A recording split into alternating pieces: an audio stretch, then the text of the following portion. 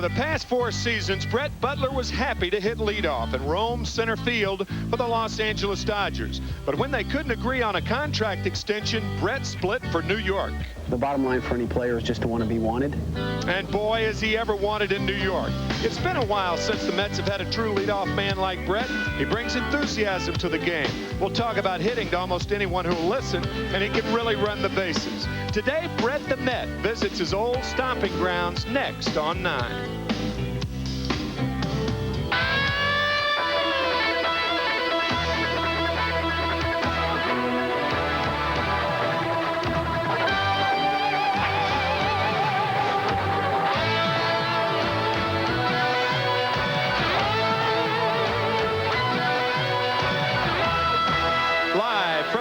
Stadium in Los Angeles, California, the New York Mets finished this 3-game series against the Dodgers. Mets Baseball 95 is brought to you by Beechwood Aged Budweiser. It's always been true, this Bud's for you. By American Express. By the new Sunoco MasterCard that can earn you free Sunoco gasoline. And by your Tri-State Quality Ford dealer. See your Ford dealer. See for yourself. Pitching for the Mets this afternoon, Pete Harnisch. Pete with a deceptive 1-2 record, a 3.32 ERA. And for the Dodgers, the knuckleballer Tom Candiotti. He's 2-4 and an earned run average around 5. Welcome to Mets Baseball. I'm Ralph Kiner along with Tim McCarver, all set for a beautiful day here in Los Angeles and a beautiful ball game. The starting pitches for the game, Pete Harnisch going for the New York Mets. He's already lost to the Dodgers 1 time this year. And going for the Dodgers, Tom Candiotti, who shut out the Mets at Shea Stadium the last time he faced them. Last night, the Mets won a thrilling baseball game. The big play in the ball game, unbelievable catching play, and you know a lot about this kind of a play. Well, Tom Candiotti's battery mate, probably the biggest news in Los Angeles today, because Mike Piazza is returning, their all-star catcher, and they really had a problem with who to send out. But I think the Mets solved that problem last night to break a 3-3 tie. Ryan Thompson runs over Tom Prince, a very serious collision. Thompson responding very well. He was all right, but unfortunately, Tom Prince spent the night in the hospital, and we understand he's doing fine. He's alert, but he will be put on the disabled list with Piazza coming off. He was knocked unconscious on that play and was out for about 2 minutes. We'll be back with the start of this ball game right after this message from Coca-Cola.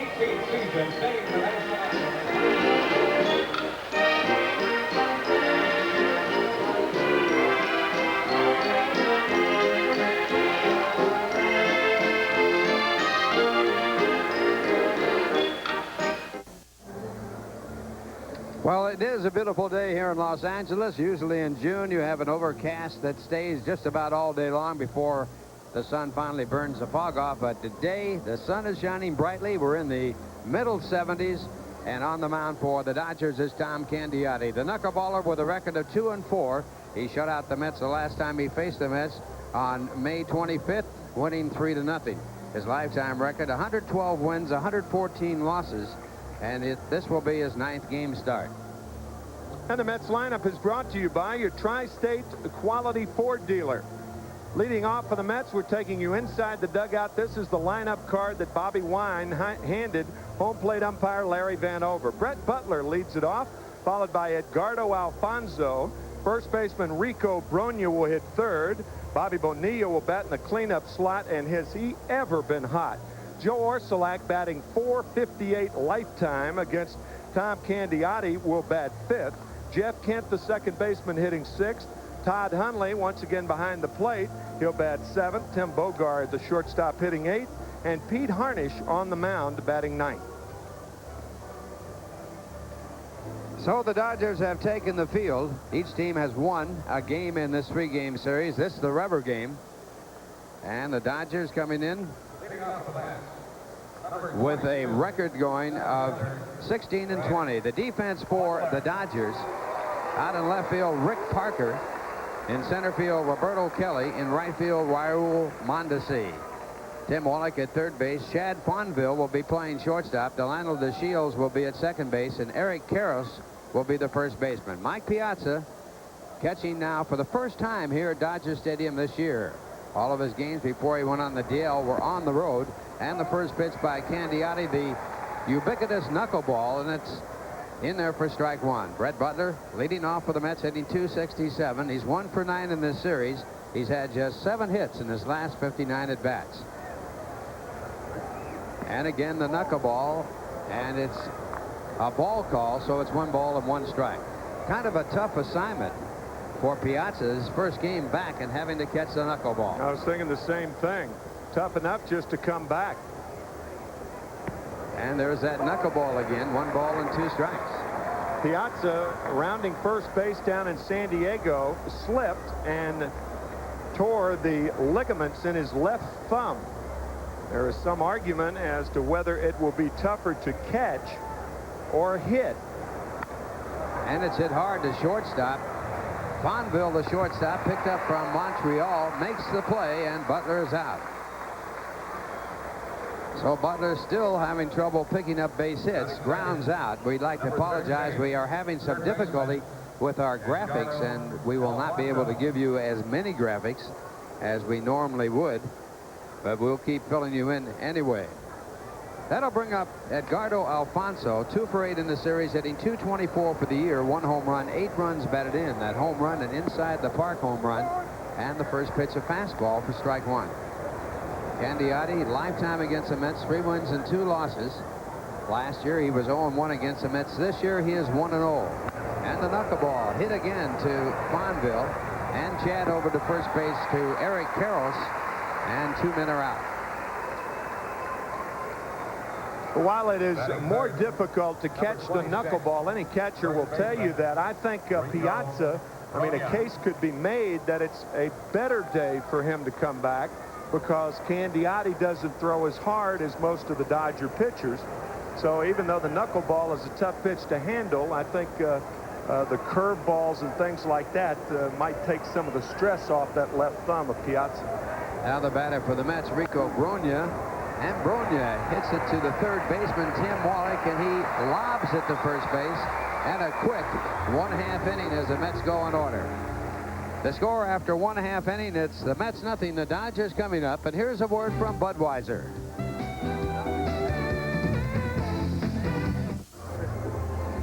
On the mound for the New York Mets, Pete Harnisch with a record of 1-2. Lifetime, he's 62 and 57. His one loss to the Dodgers earlier this year on the 25th of May. Earned run average of 3.32. This will be his 8th game start, and he's going against the Dodgers for the 2nd time. The lineup for the Dodgers, Chad Fonville, the shortstop, will lead it off. Roberto Kelly, the center fielder, hitting second. Raul Mondesi, the right fielder, and last year's Rookie of the Year in the National League, will bat third. Mike Piazza, the catcher, hitting fourth. Eric Karros has been on a torrid pace. He is batting fifth. Tim Wallach, the third baseman, hitting sixth. Rick Parker, the left fielder, will bat seventh. Delino DeShields has been moved into the 8-hole. And Tom Candiotti, the pitcher, will bat ninth. And the defense for the Mets, Bonilla in left field, Butler in center, Orsulak playing right. At third base, it will be the third baseman rookie player, Edgardo Alfonso. At shortstop, Tim Bogart. Jeff Kent at second, Rico Brogna at first, and Todd Huntley doing the catching. Chad Fonville will lead it off. He's hitting .308. And he attempts to bunt and pulls it foul. Fonville hitting .308 has been up 4 times, should say 13 times with 4 hits. And for the Dodgers, he has been up just once, and that was in last night's game when he replaced Jose Offerman, who left the ball game because of being hit by a thrown ball from the outfield. Fonville acquired from Montreal on waivers. And this one grounded to the second base side. Jeff Kent, the second baseman, and it's over to Brogna for the out. So 1 away for the Dodgers. The team hitting at .263 for the season, 7th in the National League, and it will bring up Roberto Kelly. Kelly hitting .287 in the series, 2 for 8. He has 1 home run, 15 runs batted in. In the last 2 years, Kelly has played for 4 different teams, coming to the Dodgers from the Montreal Expos. And the first pitch called a strike by Larry Vanover, the home plate umpire. The umpires for this game: Vanover behind the plate, Bruce Fremming, the umpire at first base, Ron Barnes, the umpire at second, and Angel Hernandez, the umpire at third. A fastball by Harnisch, a ball, and it's 1 ball and 1 strike. Harnisch in the National League with a record of 46-35. And the fastball fouled back into the stands, out of play.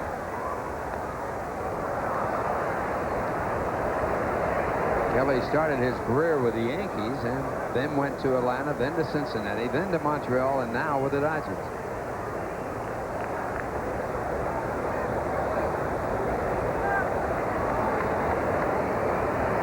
And the pitch by Harnisch is taken low. They count 2 balls and 2 strikes. Berto Kelly coming to the Dodgers for Henry Rodriguez and Jeff Treadway. And it's a ball call there for a full count of 3-2. And yesterday it was found that Henry Rodriguez had a broken bone in his left ankle. And that broken bone was sustained while he was a member of the Dodgers. He hit a ball off that left foot. They rested him a couple of days. They didn't know it was broken.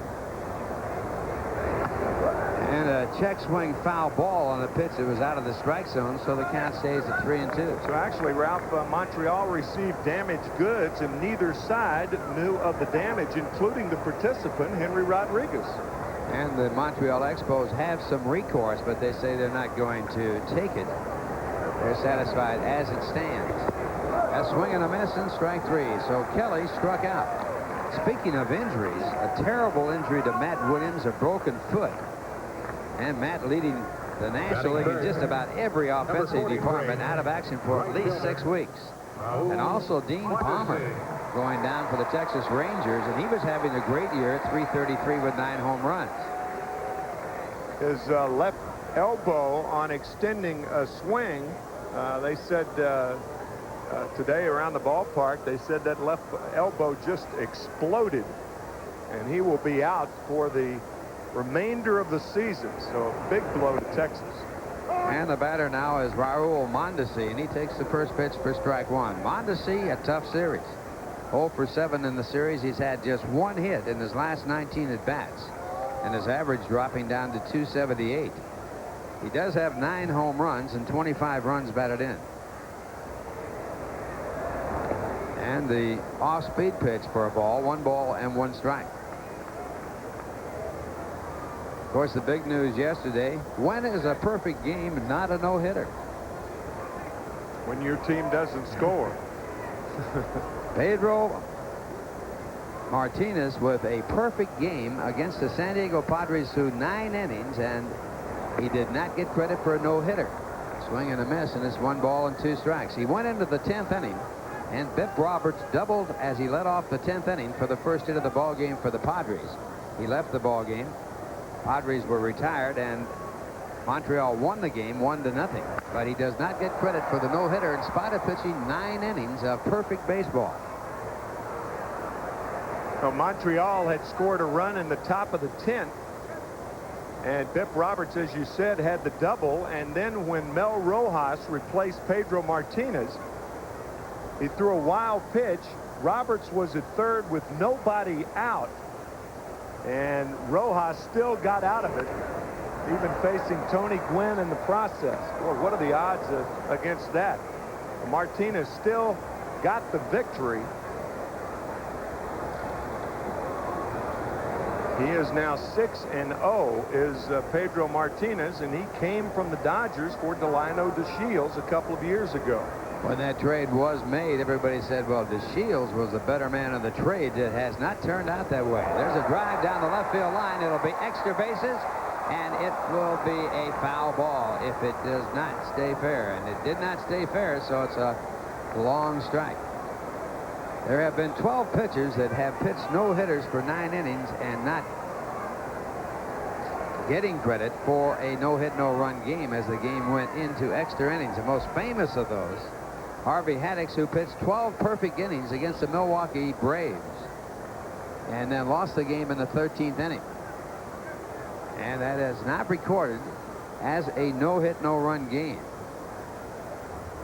Haddix losing that ball game to the Milwaukee Braves when they were the Boston Braves moved to Milwaukee, and then of course they moved on down to Atlanta.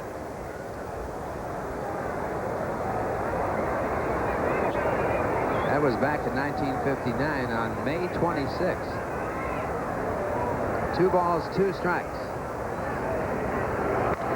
And it's grounded toward third. Tough play for Bogar, and the throw will not be in time. So Mondesi gets his first hit of this series, and he is now 2 for his last 20 at-bats.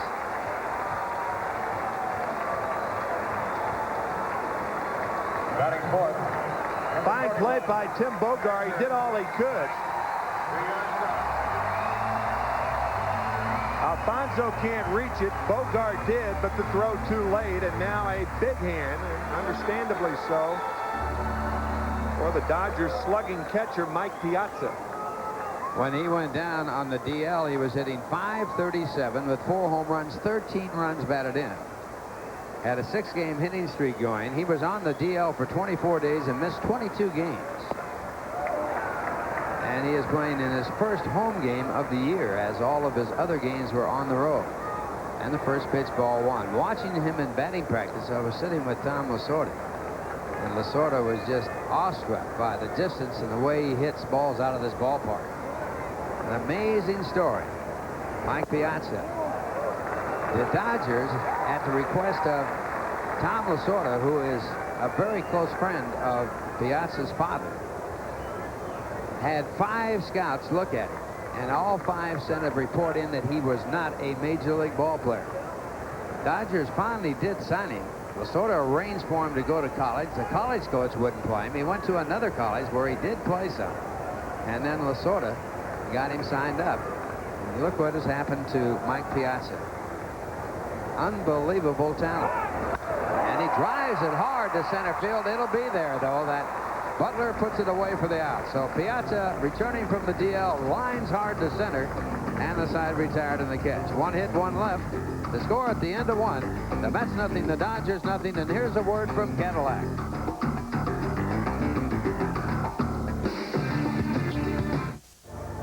The big story in L.A. Mike Piazza back in action for the Dodgers.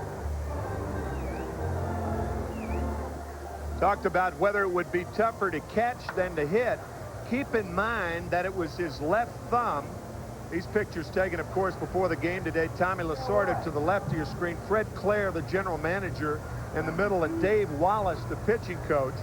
And I think it's going to be tougher for Mike to hit because he's got to roll over on that left thumb. And when you make that transfer, that puts a lot of pressure on that left thumb, but he's surely smoked that ball against Harnisch. He held onto the bat with both hands and got through it well, so he does have some pain, but he said he can tolerate it. Now it's the Mets' turn here in the second. Bobby Bonilla, a red-hot batter, and he goes after the knuckleball, hits it to deep short, and it goes for a base hit. Don't believe that Chad Fonville would have had any chance. Bonilla was batting right-handed against Tom Candiotti. He has found that he hits Candiotti. Now, Bonilla, of course, a switch hitter.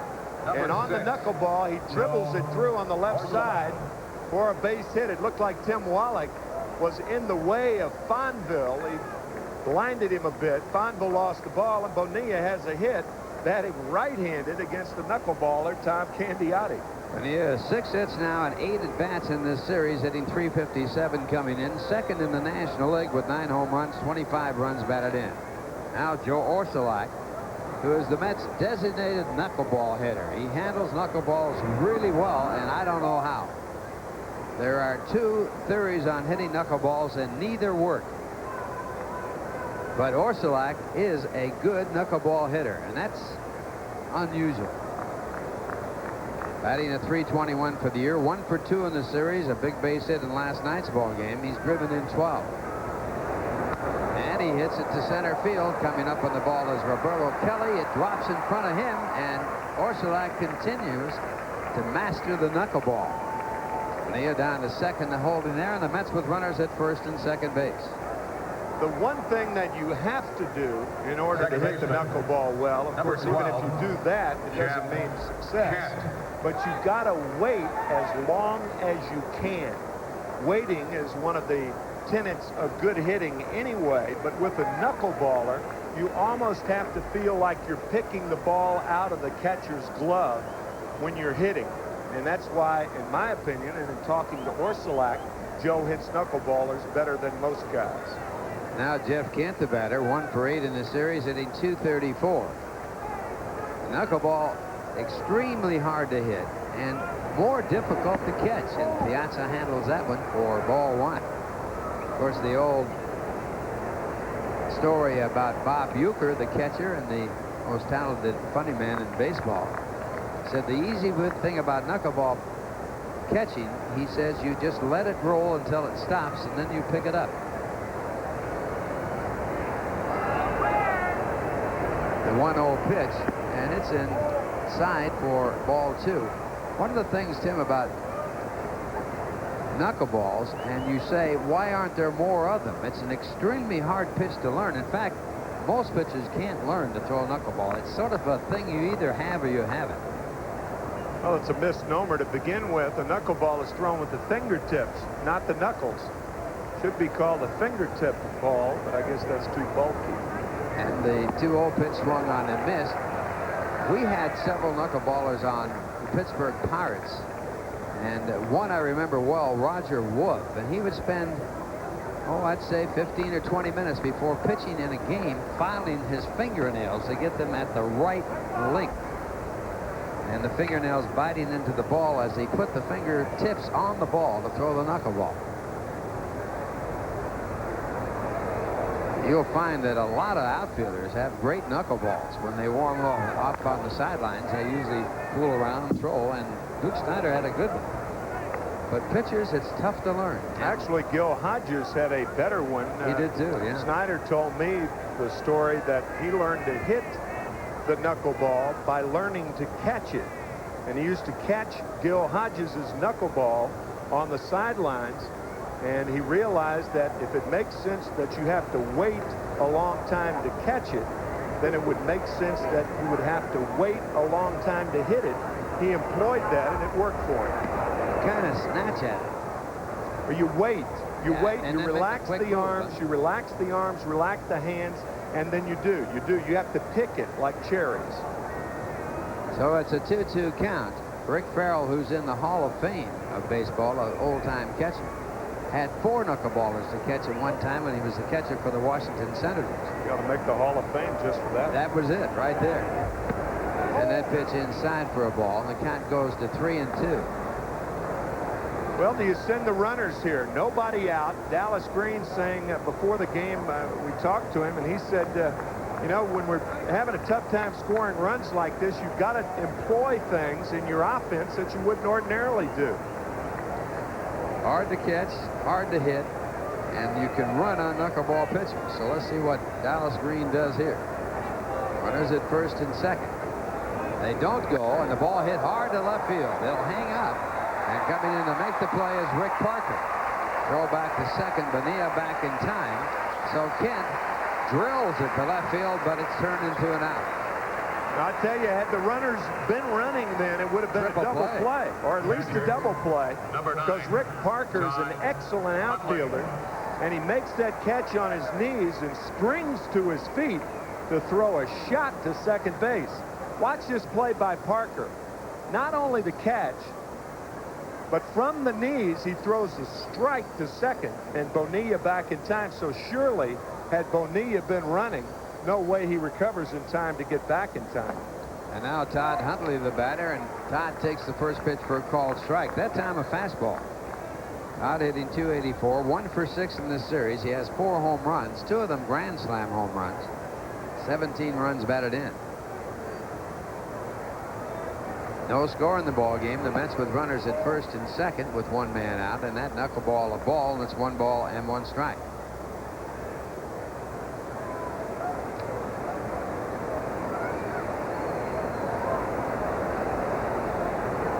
Huntley a switch hitter, but he hits a knuckleball pitcher from the opposite side as a opposed to Phenia, who likes to bat right-handed against knuckleball pitchers that are right-handed.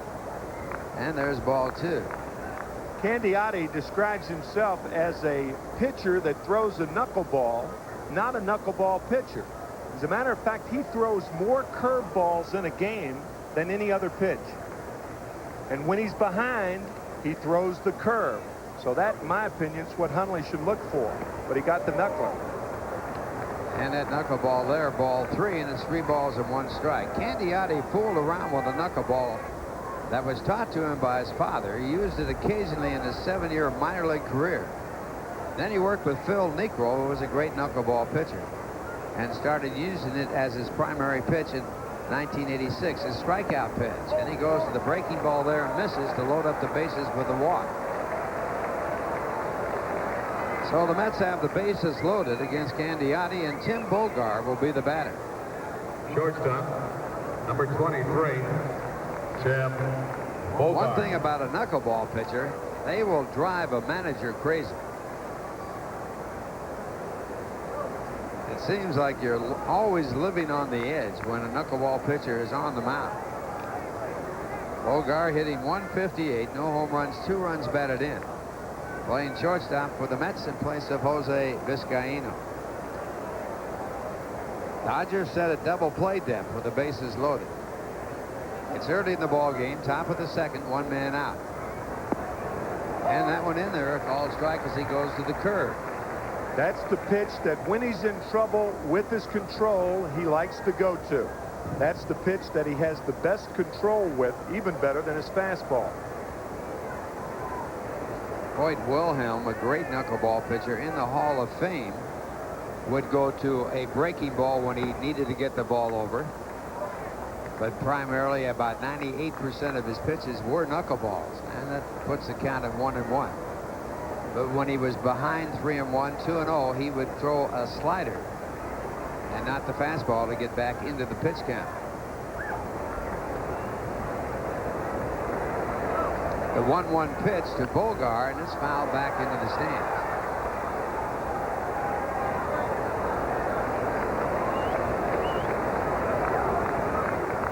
Runner at third base, you have to be alert for the wild pitch, pass ball. The pitcher's the next hitter.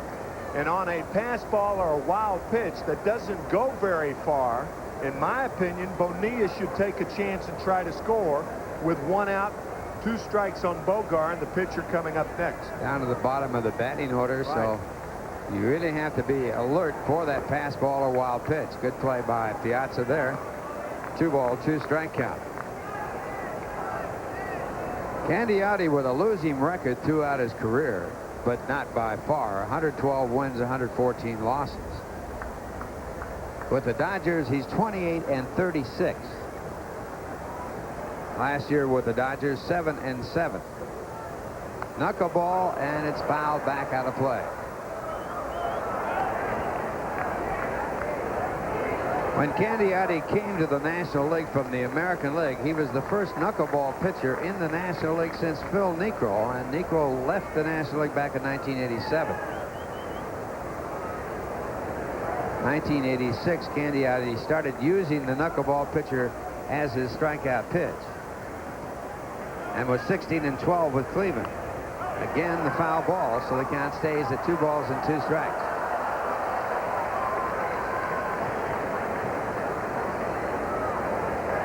He was signed by the Dodgers as a free agent. Back in '92, he shut out the Mets. And also earlier this year, he shut out the Mets. He's had 11 shutouts in his major league career. And this one popped up, and it's the infield fly. The batter automatically out. The runners can advance at their own risk. So Candiotti gets a big man there, and Tim Bolgar. And that will leave it up to Pete Harnisch. Pitcher, number 27. What did he go to when he needed a strike? The curveball. Bolgar hits it off the end of the bat. He may have broken his bat. And the infield fly rule in effect. But the same thing applies with Bonilla at third base. You've got to be aware of the short pass ball, short wild pitch, and try to score. Take a chance. So Pete Harnisch, the batter, 2 for 13 this year. And he boops it out to right field. Mondesi, shallow right field, is right there for the out that retires the side. So Candiotti pitches out of the bases loaded jam with 1 out. And the Mets do not score. And after 1.5 innings, the Mets nothing, the Dodgers nothing. And here's a word from Nobody Beats the Wiz. When East meets West, Richard Grieco finds out all is fair in love and war on an explosive marker. Tuesday at 9 on UPN9. Well, the Mets in the top of the second, loading the bases, but they did not score. So we go to the bottom of the second. The Dodgers batting for the second time. Dodgers in the first inning with a base hit and leaving the runner at first. It'll be Eric Karros to lead it off, followed by Tim Wallach and Rick Parker. Karros last night did not have a base hit. He had a 17-game hitting streak stopped, the longest hitting streak in the National League. And he will now try to get another one going. He's 4th in the National League in batting average, 355 average, 9 home runs, 30 runs batted in. So he's off to a terrific start.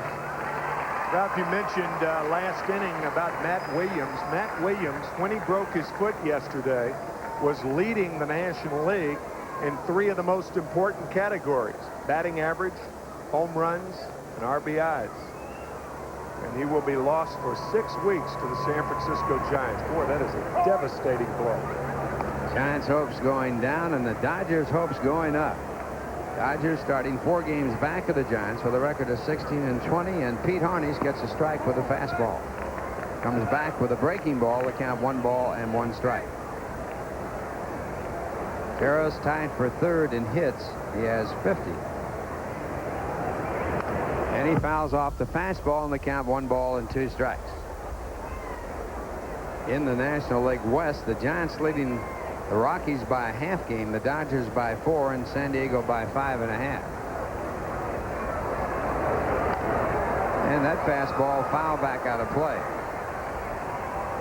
The Dodgers on their road trip had a string of 5 straight losses. They were playing the Philadelphia Phillies, and after being shut out 5-0 by Tyler Green of the Phillies, it was his first shutout, and this ball topped out for Harnisch, and the throw gets it. After being shut out by Tyler Green, his first shutout in his professional career, and that was over 59 starts, including his minor league days. Todd Worrell, the relief pitcher of the Dodgers, had a meeting and said he spoke for several players and coaches, and he questioned the commitment of some of his teammates. So there was a lot of stirring up out here. Tom Candiotti pitched that game, by the way. That was his last start. And he was bombed in that game and got knocked out in the 4th inning. He really complained about Lasorda taking him out of that game. So there's been some unrest here in L.A. But that happens whenever you're on one of those losing streaks. 1 strike to count. And now Wallach fouls this one back, and it's strike 2. He's been hot against the Mets, 4 for 7 in this series, hitting .353 for the year. His college team, Cal State Fullerton, in the College World Series, and the favorite team in that series. They were picked as the best team in college baseball. And Wallach played for that team and was the most valuable player of the College World Series, and also was the top college player in his senior year at Cal State Fullerton. Ground ball in the hole and over there to make the play, Alfonso, and he guns it to first for the out.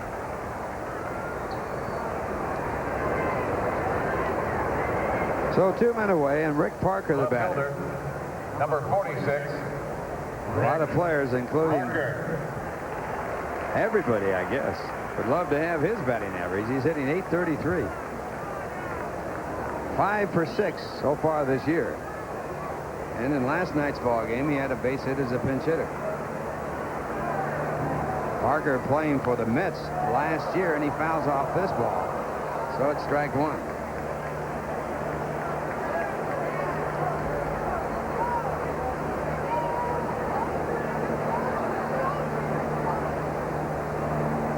Harnisch back and missing high with a fastball.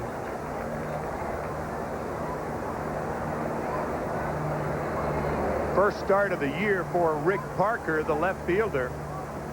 Been around with the Giants and with the Phillies. Ralph mentioned the Mets last year. I used to hate that phrase, just happy to be here, because a lot of guys who were fringe players, guys on the bubble and everything. I was talking to Rick in New York, and he said, you know, a lot of guys say it, but I am genuinely happy to be here because of all of the past few years that I've spent in the minor leagues. Yeah, he was at Tucson in '93. He was with Norfolk in '94. Batted .265 at Norfolk in 29 games.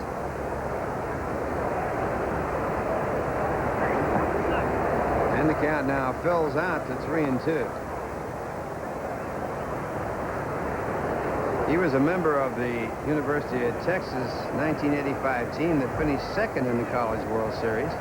Teammate of Bruce Ruffin and Greg Swindell. And that one fouled off to the right side. Originally signed by the Philadelphia Phillies in the 17th round in 1985.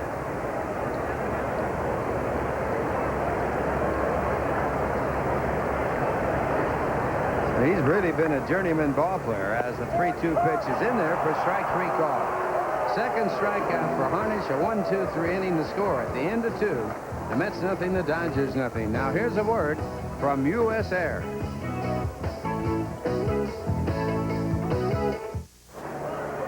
No score, top of the 3rd, and Brett Butler to bat for the 2nd time. Tom Candiotti, the pitcher, and his knuckleball, ball 1. Butler grounding out to short his first time up. 1 for 10 in this series. Playing against his teammates of yesterday. 1 ball, now 2, and it's a 2-0 count.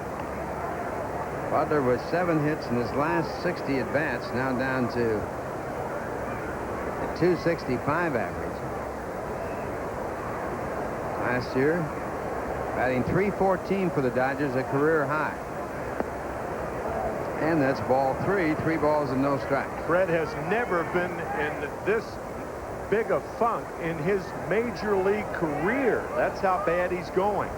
7 for his last 65. And he bunts the 3-0 pitch, and it's foul. Never seen that in my life. I haven't either. Never. That is an amazing thing. 3 balls, no strikes. It's almost automatic that you take that pitch. Trying to get ball 4, and Butler bunts it. That got Tommy's attention. Tommy Lasorda probably saying the same thing. He's saying, how about that? Well, when you're in a slump, you'll do anything. Fortunately, and probably by design, he bunts the ball and it goes foul. You either have to bunt it perfectly or have it go foul when you're bunting for a base hit. And there's ball 4. So Butler gets the walk. Second walk given up by Candiotti. And the Mets have their leadoff batter on for the 2nd time in 3 innings. Edgardo Alfonso. That'll bring up Edgardo Alfonso, and the Dodgers not looking for the bunt, in spite of the fact the Mets have the most sacrificed bunts of any team in baseball.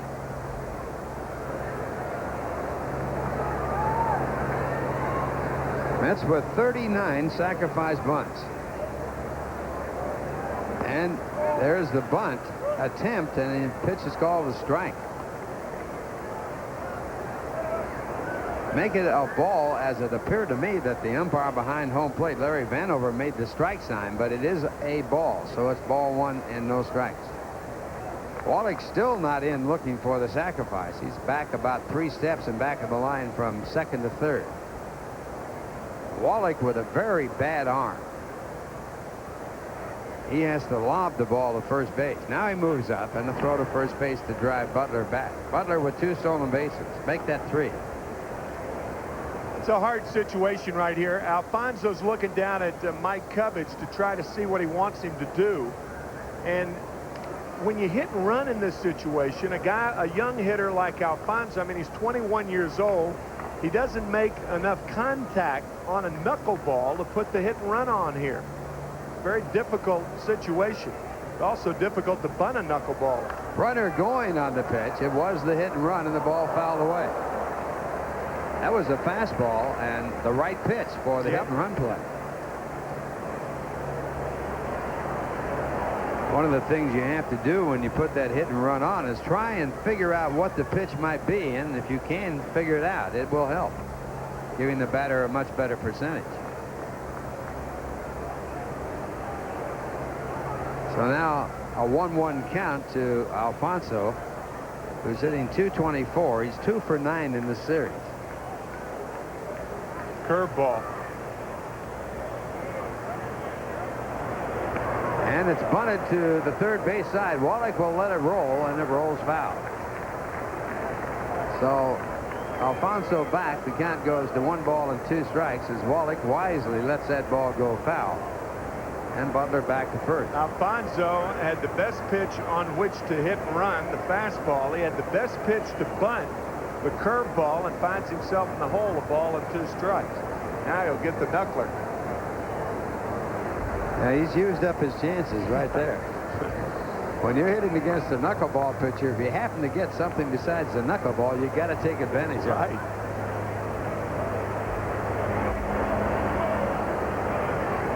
1 ball, 2 strikes.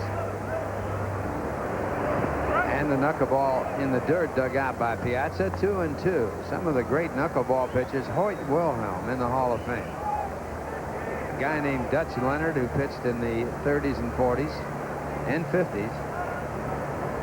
Probably the 40s and 50s. Roger Wolf, Phil Necro, his brother Joe, who was not primarily a knuckleball pitcher, more like Candiotti, throwing other pitches. Phil, 100% knuckleball pitcher, as was Wilhelm almost to that degree. Not many. Wilbur Wood, one of the few left-handed knuckleball pitchers. That is amazing, isn't it? Seldom see a knuckleball pitcher that's left-handed. Kind of an interesting stat that came out.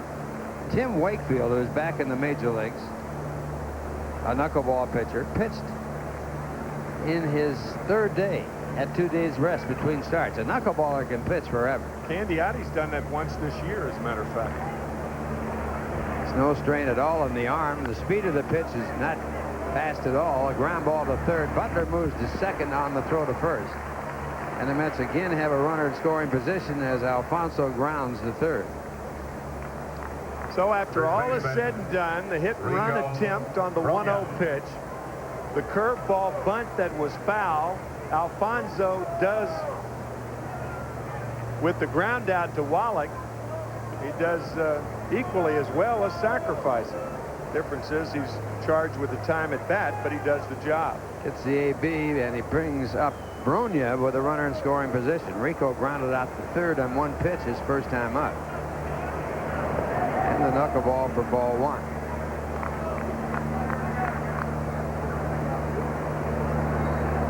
The knuckleball generally has no spin at all on it, and the effect of the ball goes in different directions, and it's more or less affected by whatever wind there might be. Ground ball again, this one to the shortstop, fielded by Fonville to throw to first base for the out, and again Butler moves up a base. So 2 men out and Bobby Bonilla the batter. You know, it's interesting you bring that up about the spin, because Candiotti, in some remarks after the East Coast trip, after a shutout against the Mets, said that the humidity of the Northeast he thinks was responsible for getting his knuckleball back on track. If that's the case, why would a knuckleball pitcher ever sign with a Southern California team where the dry air, with dry air here? I don't know. You got to look for a place like Seattle where it rains all the time. Either, yeah. Well, of course, they play in a dome in Seattle, I wonder what that has to do. Hope to pitch a team that's surrounded by a rainforest. Hope for expansion to Rio. Rio de Janeiro. Well, I wonder if you could get some humidity pumped into those domes. That might help. 1 ball, no strikes to Bonilla, who singled his first time up, and there's a big swing. It's 1-1. And as Tim pointed out earlier, Bonilla a switch hitter, but electing to bat right-handed against the right-hand knuckleballer. I don't think Bobby's going to see anything other than the knuckleball with first base open.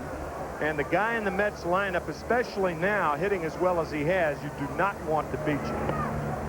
There's another one, and it's ball 2. 2 balls and 1 strike. Phenia in this series, red hot. 6 for 8 with 2 home runs.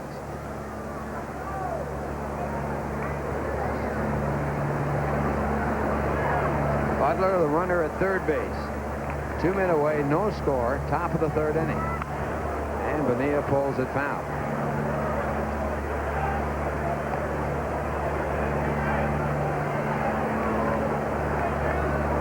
Bobby starting today's action, 2nd in the National League in hitting. Hitting .357. The National League leader, Matt Williams, who was working on winning the Triple Crown. That looked like a fastball away. Usually the pinky from a catcher is the fastball away. It not only shows the fastball, there it is again, fastball away. Piazza shifts out, and it was a fastball. I don't understand that call. I don't either. I wouldn't give Phenia anything but knuckleball. No, neither would I. But that pinky not only shows it's a fastball, but also the location. You want the fastball 1 or the fastball away. Curveball stared off, and now Candiotti went to the knuckleball. And it's hit on the ground, a shot to the second baseman DeShields, and somehow he came up with it. And the play to first base retires the side. A walk, a man left at third. The score after 2.5 innings, the Mets nothing, the Dodgers nothing. And here's a word from your local Dodge dealer.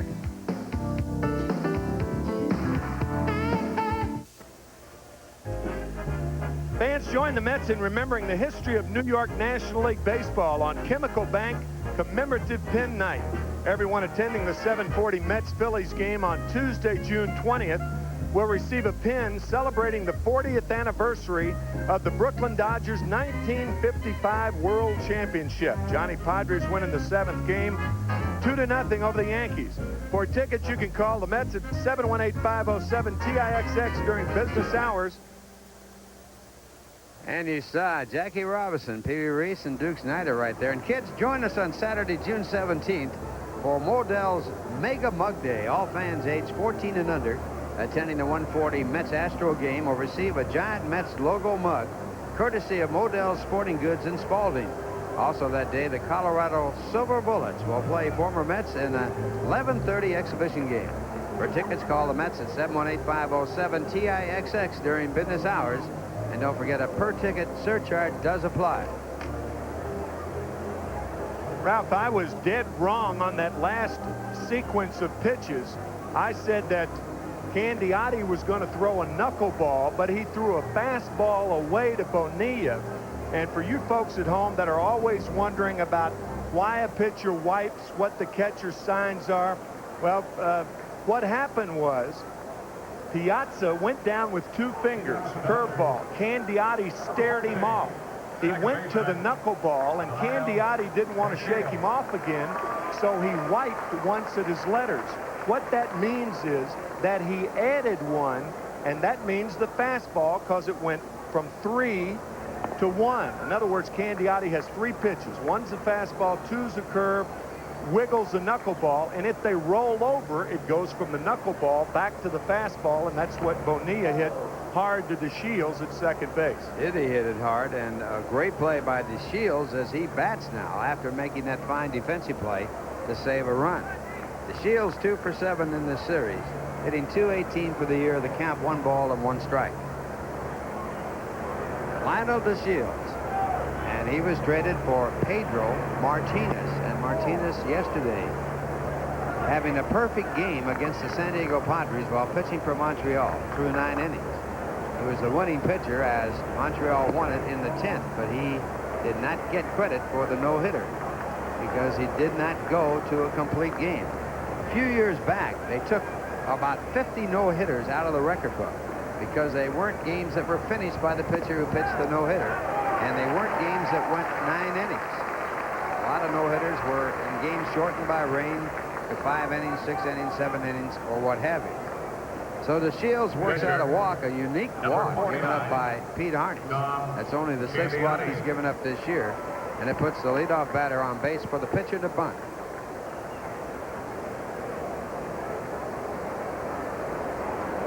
Well, the thing is, it's got to be a complete game no-hitter.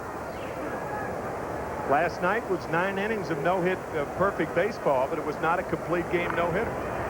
And now the bunt attempt by Candiotti, and it's bunted foul. Matter of fact, Mark Gardner of the Montreal Expos had a game similar to that against the Dodgers here in 1991. He pitched 9 innings of no-hit ball. The Expos lost that game. Gardner completed the game, but he had given up a hit in the 10th inning. Dodgers won the game. July of 91, July 26th to be exact. That rule change was put into effect in 1991. 9 innings or more that ended with no hits, with the pitcher still in the ballgame. That is the way the rule reads now. And again, the throw to first base. Mets involved in a couple of outstanding no-hit games.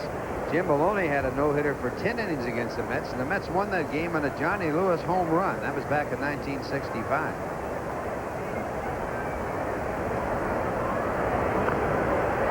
And it's bunted out to the first base side. A good bunt by Candiotti. And the throw to first base to Kent gets the out, and on the play to Shields to second base.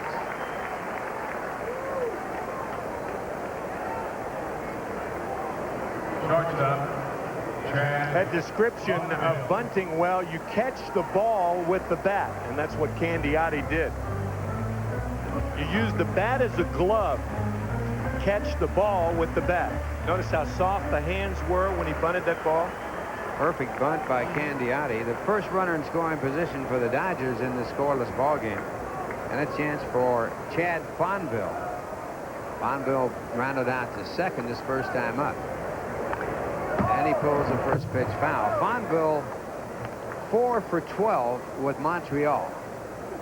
And he has batted twice for the Dodgers, once last night in replacing Jose Offerman, and once in this game today. So you better keep an eye on DeShields at second base. Bogar about into the position. Kent way around to play him to pull. Fonville, a small guy, he is not a pull hitter. This is a very difficult time to hold a fast runner like DeShields at second base. See how spread the middle infielders are. If you give DeShields that much room, he'll steal third.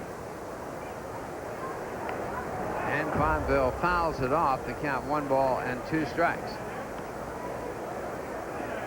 Fonville, a veteran minor league player, signed with the Giants and was picked up by Montreal in the Rule 5 draft after being in the minor leagues for 6 years, and then claimed by the Dodgers on waivers, and now with the Dodgers and playing shortstop today in place of Jose Offerman, who has been a red-hot batter. Offerman hit by a throw from the outfield in last night's ball game on a double. There's strike 3 called. So Fonville caught looking, and Pete Harnisch picks up his 3rd strikeout. Pitchers refer to this as painting the corner. Good example of Pete painting. Pretty good picture as far as Harnisch is concerned. Pete Harnisch, the pitcher for the New York Mets, and he varnished the outside corner with that one. So now the batter will be Roberto Kelly, who was his first strikeout victim in the first inning. Kelly also picked up from Montreal, and he drives it to center. Butler over there, can't get to it, plays it on the hop. The Dodgers take the lead 1-0.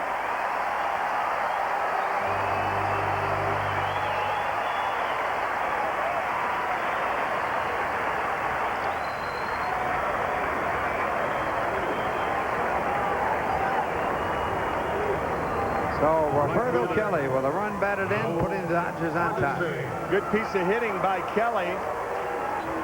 That's a slider away up in the strike zone, and you could see Harnisch by the way he turned around. So look at how hard that ball was hit. He was not happy with the pitch. Hanging slider, and Kelly puts the Dodgers on the board. That'll bring up Raul Mondesi. Mondesi with a base hit, an infield hit back in the first inning. His first hit in this series, he's 1 for 8. Runner going with a pitch, a throw in the dirt, and Kelly with a stolen base.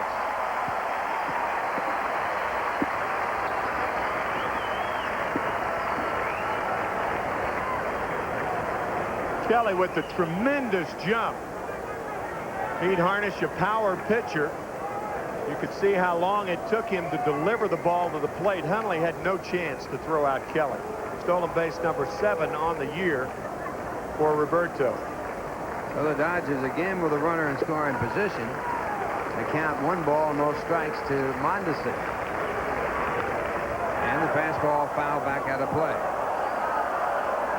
Mondesi came into this game hitting .278 with 1 base hit in his last 19 at-bats. The infield single in the first inning made him 2 for 20. Now a chance to pick up his 26th run batted in. Rookie of the year last year, the Dodgers' 14th Rookie of the Year, more than any other club. Ground ball pulled foul, the count 1-2.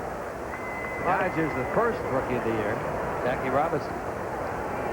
A lot of times if you look at a player and you don't know how to pitch him, you look at his build, and that might give you a clue how to pitch him. Now, Mondesi is built like an armored personnel carrier. I mean, he is a tank. And a guy who's that muscle-bound doesn't have the flexibility on balls inside. And sure enough, that's where you have to pitch him. He loves the ball out away from him. Pulls the ball inside foul a lot. And I'd stay out of the strike zone with him most of the time because he's a wild swinger, and he went after a pitch out of the strike zone there. So Kelly back to second base. Count 1-2 on Mondesi. Pete Harnisch getting in trouble by walking the leadoff batter in the third, and that batter has scored. A walk, a sacrifice, and a 1-out base hit by Kelly for the run. And the fastball right out there on the outside corner. That's a pitch that he likes, but he fouled it off. Doesn't mean you can't get him out away, but you have to impress him inside first. That pitch right on the corner might have been outside by 2 or 3 inches. Now a good chance to go out of the strike zone with Mondesi with a breaking ball. See if he does it. To him the curve. It's hit off the end of the bat and grounded foul to the first base side. So the count stays at 1 ball and 2 strikes.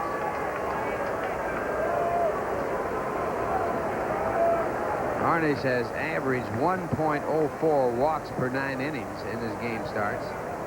And the Mets are 5-2, and he has been the starting pitcher. But his record, 1 win and 2 losses for the year.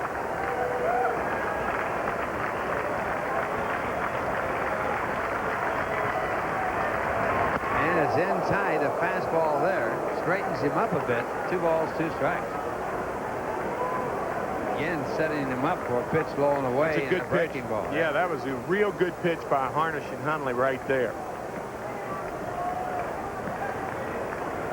A lot of pitchers are afraid to come inside on a guy like this because they say he's so strong.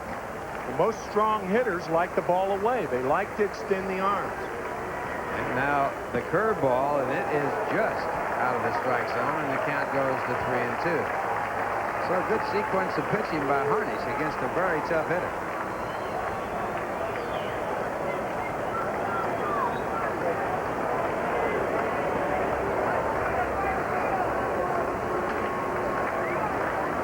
Rookie of the year in 1993 hit .318. 94, I should say. And there's the pitch out of the strike zone, and that's how you can get him out. Very good pitching by Pete Harnisch to end the inning. 1 run does score, and the score after 3. It's the Dodgers 1, the Mets nothing. And here's a word from Bob Storrs. The boys throw a summertime barbecue in January on Pigsty, Monday at 9. Great job of pitching on Mondesi by Pete Harnisch, and we'll show you how he set up the strikeout. This is the important pitch of the sequence. Fastball that drives him back. The next pitch, he goes to the curveball and hangs it, but he hangs it outside the strike zone. And now 3-2. He goes to the curveball again and strikes him out as Mondesi chases it. And he gets out of the jam. So Harnisch, a terrific job against an outstanding hitter. And coming in, a man who used to call all those pitches just exactly like that, Tim McCarver. I don't know if I'd call them exactly like that, but you know, it's a very subjective thing, calling pitches, and it's certainly more than just putting fingers down. As Joe Orsulak leads it off, the Mets trailing 1-0, and Joe takes the knuckleball for a strike. Joe singled his first at bat. Tim, it's not often we get graced by a pretty lady up here in the broadcast booth, but Ann Myers Drysdale standing right behind us. Right here. Right here. Saw her down with Donnie and your other 2 children before the game playing catch, and pretty good arm. It's amazing she Not Donnie, you. It's amazing that she can let those 3 guys out at one time. Boy, I'm telling you. 1 ball and 2 strikes to Joe Orsulak. Little stepping stones now, huh? As Joe fouls it back. Donnie must be 6 now and 7. Ann was talking about attending, I guess that would be a, what do they would put the ball on the peg? What do they call that? T-ball. T-ball. T-ball. And Orsulak jammed, and the Shields throws him out, 1 out. it was a very tight pitching duel that she was watching him play, and Donnie was on third base. The score is like 15-14. He tries to steal home, and the umpire called him out, and Donnie was about ready to take the umpire on and everybody else. Well, it's interesting that you have a good pitcher's duel in a T-ball game because there are no pitchers. That's right. Jeff Kent, the batter. He lined hard to left. A nice play by Rick Parker back in the 2nd inning. That was an inning in which the Mets had 2 on and none out. The bases loaded and 1 out and didn't score. And this one hit him. Jeff Kent has been hit 3 times this year, every time by Tom Candiotti. Candiotti has hit 3 batters, Jeff Kent every time.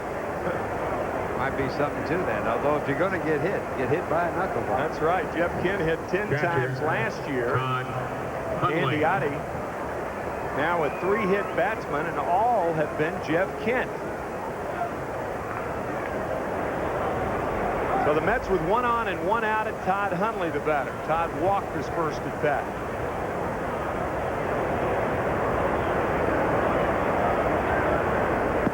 And the knuckler's in there.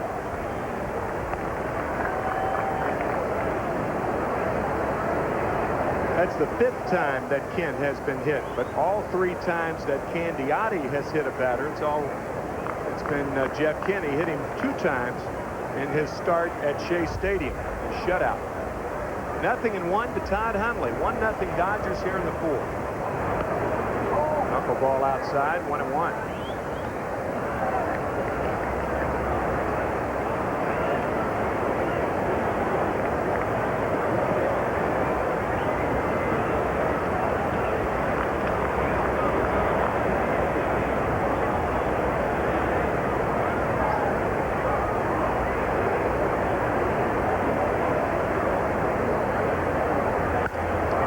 Hit deep to right field.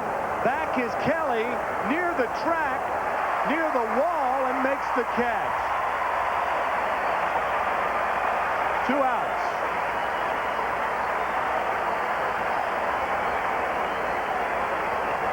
Well, the Dodgers, after losing Brett Butler, or not signing Brett Butler, had to have a center fielder. They tried Mondesi out there. He is basically a much better right fielder. And then they traded for Roberto Kelly, and he goes back and tracks this one down for the out. Hundley just missing the home run. He has 4 for the year. He was just on his front foot a little bit, and what happens in the weight shift, you bring your hands forward just a little. That takes something away from your power, as it did to Hundley on that swing. Here's Tim Bogart, who popped to second his first at bat. Curve outside, ball 1. That popped to second, a little more than just a pop-up. It came with the bases loaded and 1 man out. That was a big chance for the Mets to get on the scoreboard. Bogart starting at shortstop today, spelling Jose Vizcaíno.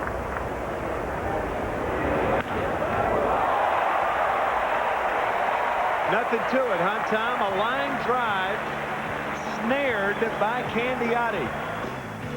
Still 1-0 Dodgers. We'll be back after this from Nobody Beats the Wiz.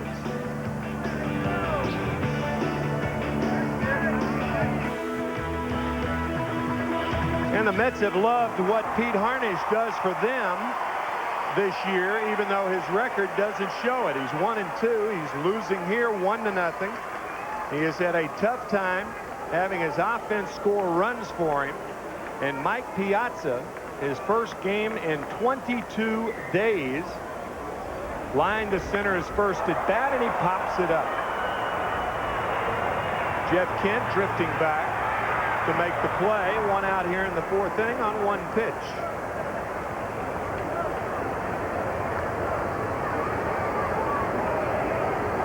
First baseman. Beautiful day here in Southern California. The Mets head to cold and windy Candlestick for afternoon games on Monday and Tuesday, a night game Wednesday, and then an afternoon game on Thursday. And then they travel about, I guess, 120 miles south of here to San Diego for a weekend series against the Padres. We will carry games on Friday and Sunday of next weekend. High chopper to Bogar, and on two pitches, the Dodgers have made 2 outs here in the fourth inning, and Tim Wallach coming up. Third baseman, Tim Wallach. We'll be on the air at 10 o'clock New York time next Friday night, and then on Sunday afternoon at 4 o'clock New York time. Rubber game of 3 here this afternoon. Mets trail 1-0, and Tim Wallach, who grounded to third, is the batter. Strike one, 0-1 to Wallach.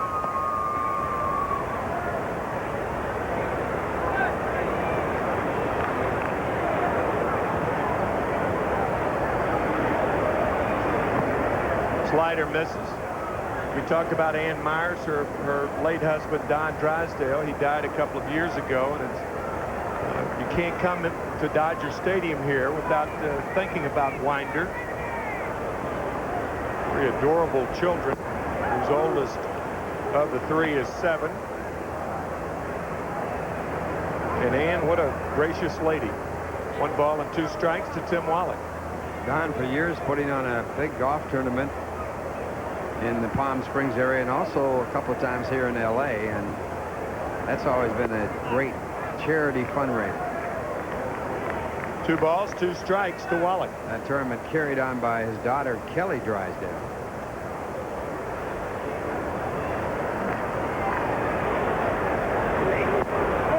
Just misses. Full count to Tim Wallach.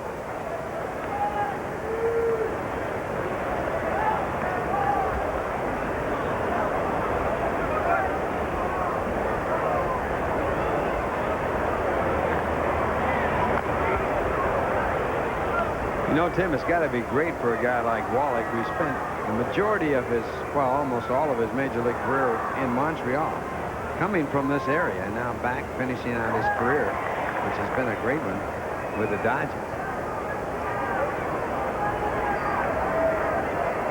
Full count to Tim. And a ground ball right side. Rico Brogna to Harnisch, and an easy inning for the Mets right-hander. However, Pete and the Mets trail after 4, 1-0. We'll be back after this from Budweiser.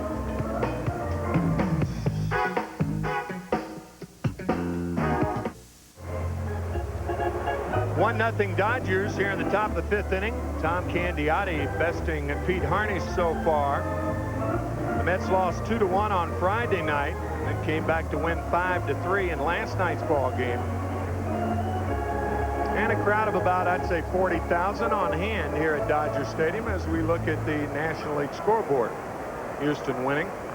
The Reds have been exactly that, red hot. Pete Harnisch. Colorado over Pittsburgh, and the Padres beating the Expos. And don't look now, but the Expos are only 3 games behind the Philadelphia Phillies, who have lost 2 in a row for the first time this year up at Candlestick. They lost Friday night, yesterday afternoon, as Harnisch takes a strike. That's a National League record. They won 35 games before they lost 2 in a row. That's at the start of the season. Knuckleball drives Harnisch away, 1-1 to Pete. You know, talking about Cincinnati, they started the season 1-8, and the Mets got them going. They beat the Mets coming from behind in a ball game on a Saturday afternoon in early May. May 6th, to be exact, as Harnisch grounds out. One out here in the 5th inning. Yeah, the Mets were ahead 11-4 in that game, and Cincinnati came back to score 6 in the 8th, 3 in the 9th. Butler. Game ended on a 2-run home run by Jerome Walton as we look at the Toyota American League scoreboard.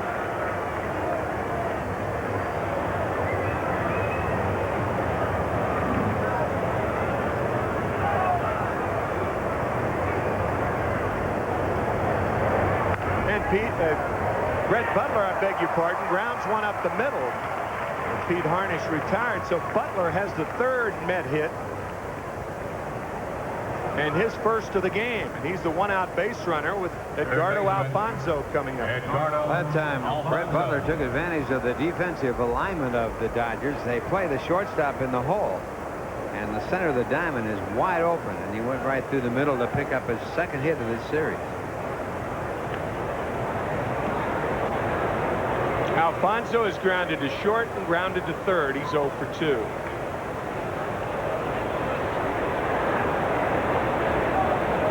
There goes Butler. Breaking ball hit to right field. Butler lost the ball, and I think he went for the decoy. Can you believe it? An experienced runner like Brett Butler walks to 3rd base normally. I believe he went for the decoy of DeShields at 2nd base. The Mets with runners on at 1st and 2nd and 1 out. Whatever it was, he never found the ball, and when you're running on a hit-and-run play, you have to look at the batter to see where the ball is. Butler often running and stopping at 2nd. There's the decoy by, look at this, what a beautiful job on the decoy by DeShields, the 2nd baseman, and Butler right here in Hollywood, where the movies are made, fell for it. Delino DeShields on the decoy, preventing Butler from going to 3rd base with 1 out. A very, very important play. What happens is the 2nd baseman or shortstop, you see, he looked too late.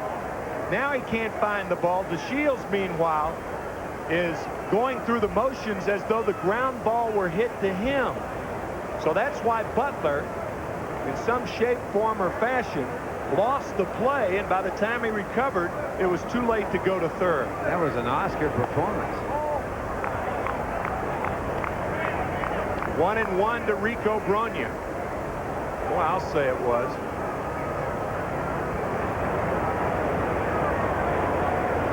Flashback to the Braves and the Minnesota Twins in Game 7 of the 1992 World Series. Or 91, I guess. This one spanked to left field. Butler's going to score anyway, and it's a tie ball game. So the governor called for Brett a reprieve, huh? That was a real reprieve, and Butler saying to himself, or maybe out loud, thank you, Rico Brogna. Yeah. So Brogna drives in the tying run as he picks up his 1st hit of the game. That's his 19th run batted in, and he did a good job of going the other way with the knuckleball that breaks down and away. No chance for Rick Parker, the left fielder, to make a play at the plate, so the Mets have tied it. So Butler scores the 1st run of the game for the Mets. It's a 1-1 game, and Bobby Bonilla, the batter. Huge foul, 0-1 to Bonilla.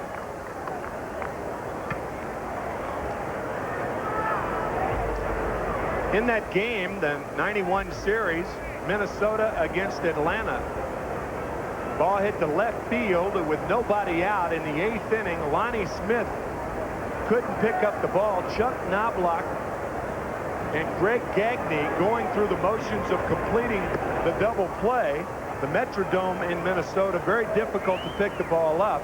And as the ball is bounding around in left center field, Kirby Puckett going after the ball. Lonnie Smith still at 2nd base, thinking that there was a ground ball hit to either Gagne or Knobloch. He ended up at 3rd, and Atlanta didn't score and lost 1-0 in that game on a single by Gene Larkin.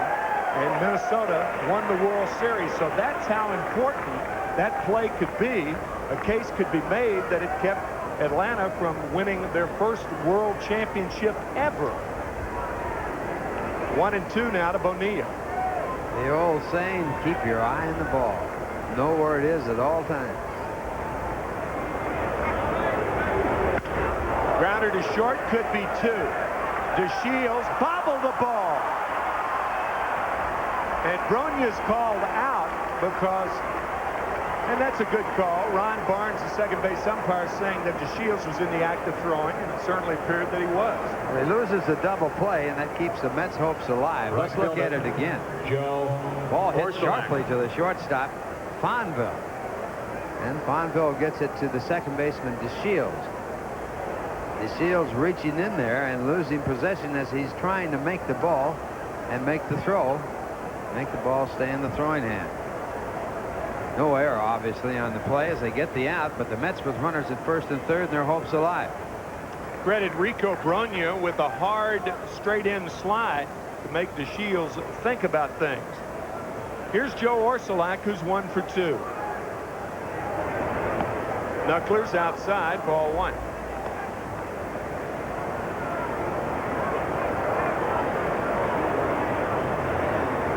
Two on, 2 out. We're in the 5th, tied at 1.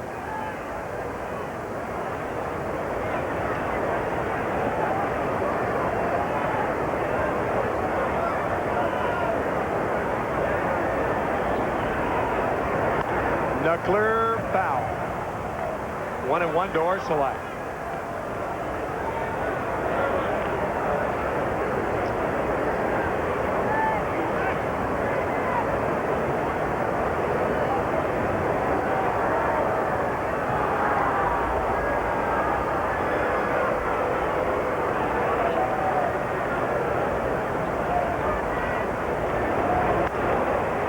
Foul away, so it's a ball and 2 strikes now to Orsulak. Might be a good time to send the runner here. You figure you're going to get a knuckleball. If Piazza throws through, Alfonso with a chance to score. Be interesting if they do put that play on, whether or not Piazza would throw through. Well, if you don't, you have another guy in scoring position if the pitch is a ball. Bonilla not running, and the knuckler's just outside.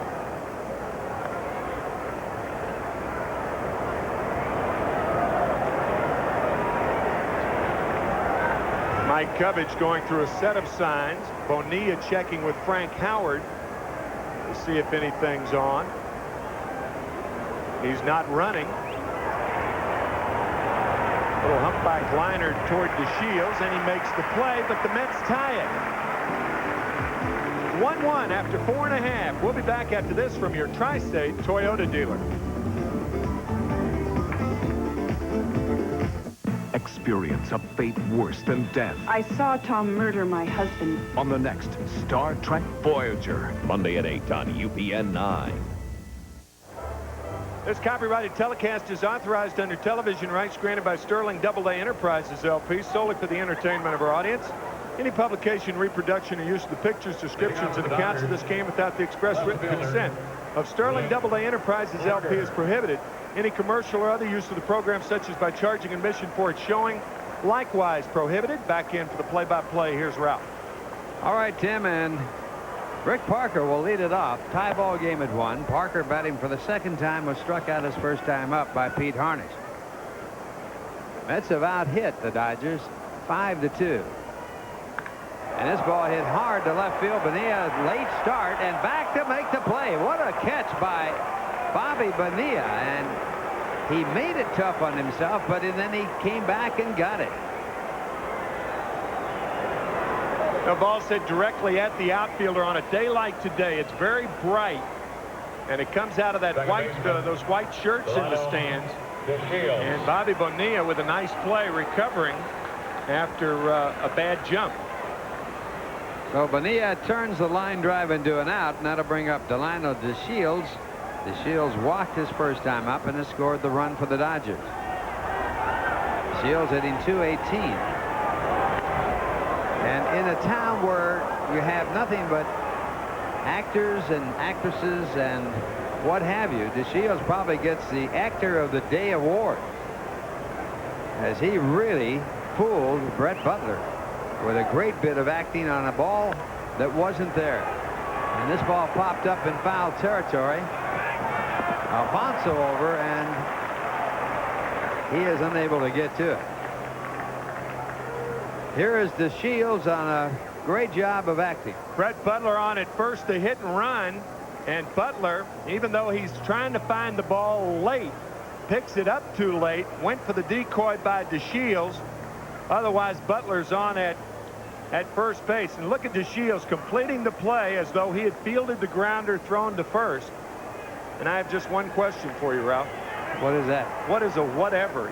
You said actors and actresses and whatever. Well, some guys are whatever out here. There's a drive to right field. DeShields puts Orsulak back in the warning track, and he takes one away. You said actors, actresses, and whatever. Well, there's some would-be actors and some would-be actresses out here. Or should be and shouldn't be. Oh, there's another decoy. This is Southern California. How can you go north and south at the same time? You tell me. So that's another decoy. There are decoys all around the stadium here, huh? Absolutely. Maybe that's a whatever. That's a whatever because you can't get out of here. That's right.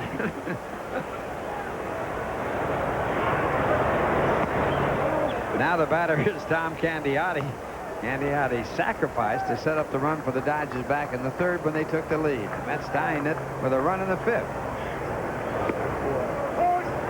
That was fun.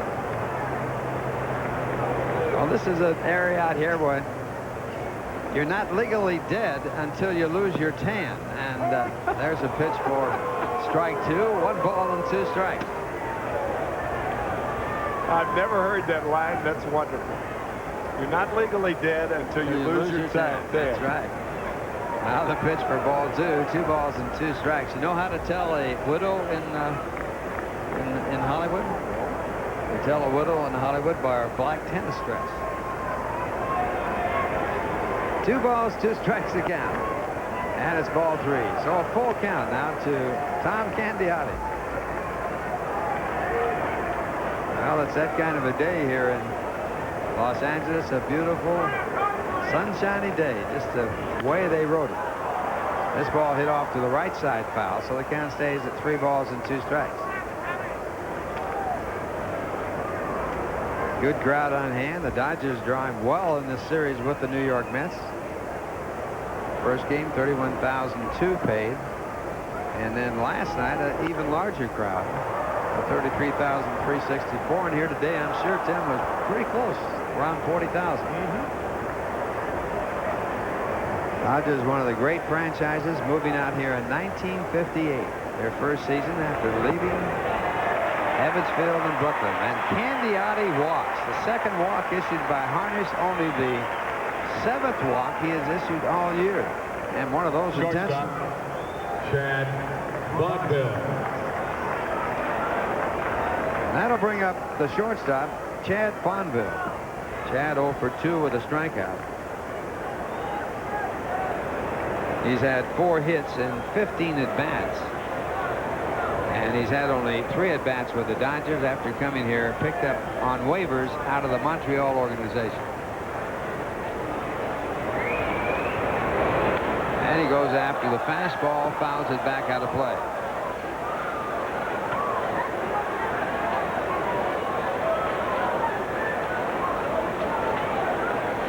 Fonville is listed at 5'6", 155 pounds. He doesn't even look 5'6".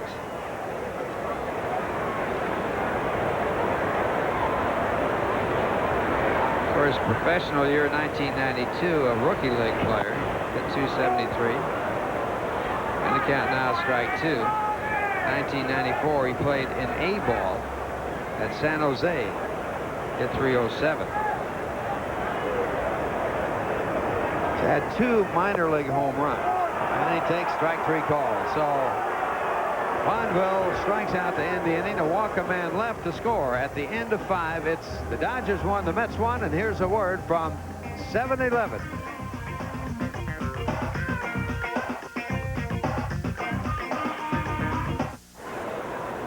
Top of the 6th, the 1-1 ball game here in Los Angeles, and it'll be Jeff Kent to lead it off. Kent hit by a pitch his last time up, and his first time up he lined out hard to left. Tom Candiotti on the mound, and he starts Kent off with a curveball. Candiotti has hit 3 batters this year, and technically that's the wrong way to put it, as he's hit 1 batter 3 times, and it's been Jeff Kent. And this one grounded foul, 1 ball and 1 strike. So Kent with a count of 1-1 as he bats here in the 6th inning, a 1-1 ball game. Got a chance to talk with Tommy Lasorda before the ball game, and he tells a very interesting story. Of course, Tommy is such a personable guy, and he loves everybody, including his boss, Peter O'Malley. And he had a wonderful story to tell about Peter O'Malley. You know, that ball fouled off of Kent's foot. Candiotti doesn't hit Ken, he hits himself. Yeah. So he was talking about the fact that he was a member of the 1955 Dodger team that played in the World Series. And there's the foul ball off of Kent. And he was sent out to the minor leagues and did not get a World Series ring. Rings were given out to only the players. And also not getting the ring in 1955 was Vin Scully, the announcer for the Dodgers. Is that right? I didn't know that. And so Lasorda said to Peter O'Malley, he said, I would love to have a ring of that 1955 Dodger World Series.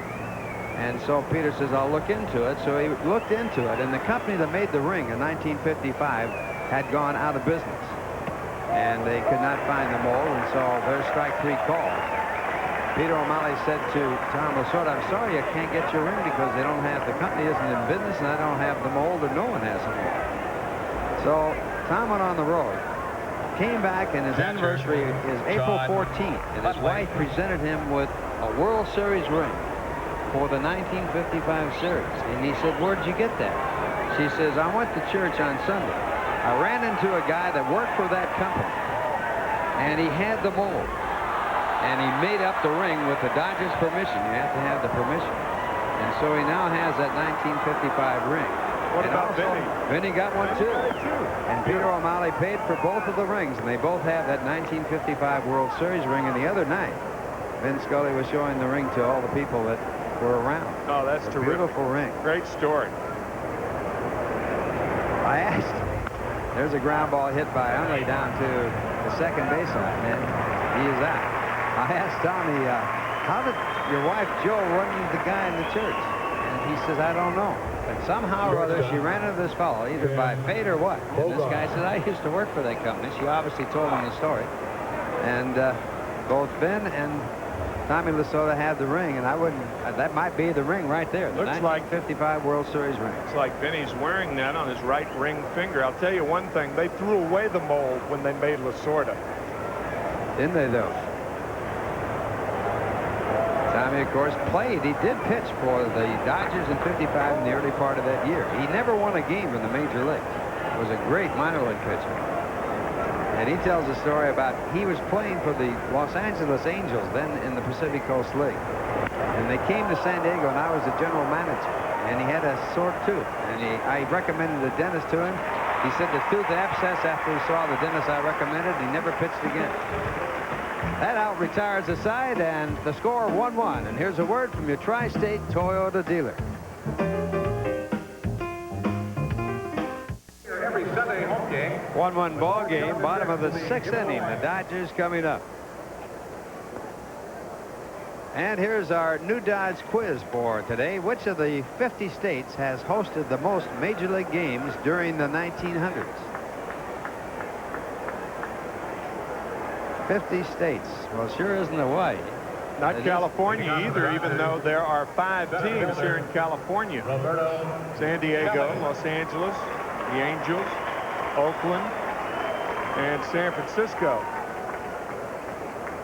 Look at this guy. Maybe he's calling in to give his answer to new Dodge. He better call us because we don't know it. And now the first pitch to Roberto Kelly. In for a called strike. I guess the knee-jerk reaction would be New York with 3 teams, the Giants, Dodgers and the Yankees for all those years. Then the Mets replaced Dodgers. You have to leave the Cubs out or Chicago out because they haven't won since 1945. Well, it's just no, it's just games, hosted games, not postseason. Okay. So Illinois been represented by the Cubs and the White Sox all these years. Then when the Dodgers left them, I'd have to say New York. And that pitch in there for a called strike. So Kelly called out on strikes. Here's the answer. You guessed New York? What do you guess? I'm trying to think of something. Are you eliminating yourself because you don't know the answer? I'm eliminating myself. I'm not participating. I don't know the answer. Well, take a guess. I'll guess New York too. The 3 teams in New York, Pennsylvania. Huh? How about that? Just that's edged right. out. That's right. You had 2 teams in Philadelphia and Pittsburgh. That's right. And a long time. They were in business a long time. There's no doubt about that. But the A's left in 1953, right?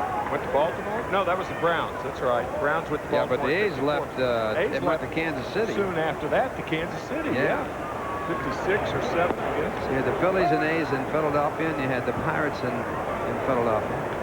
As you look at Raul Mondesi, he takes a strike there for a count of 1 ball and 1 strike. 6 strikeouts now for Pete Harnisch. Mondesi with an infield hit, 1 for 2, and he chops this one over the middle, and that'll be a base hit. So Mondesi, who had been hitless prior to this game, now picks up his second hit. He's 2 for 3.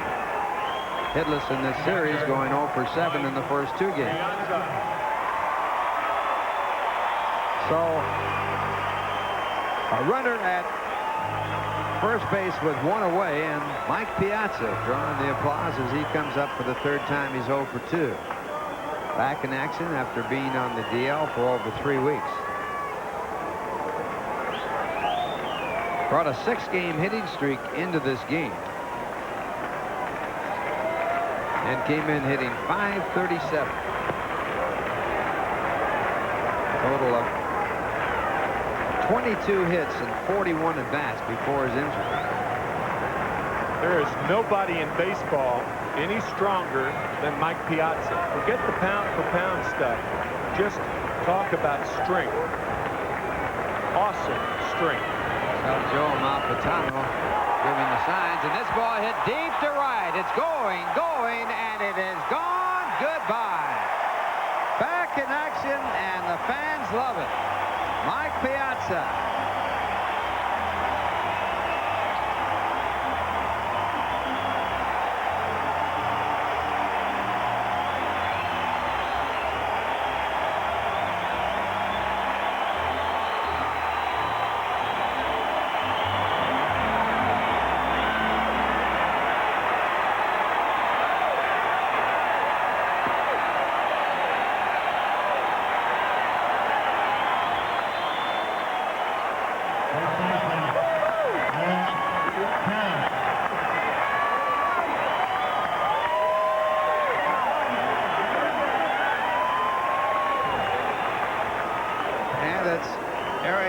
At the plate, he swings and misses for strike 1. An opposite field home run by a guy that we just described as someone who has awesome strength. Most guys, that would be a pop-up about 290 feet the other way. With Piazza, 385. See, he hits the ball back. He doesn't hit the ball out front. He doesn't need to. He has some talent, and the pitch is high and away. 2 balls, 1 strike to Eric Karras, who is 0 for 3. And there's Mike Piazza. And the Mets were hoping to get out of town before he got back in action. They were 1 day too late. Karras misses that one. The count 2-2. 5th home run for Piazza.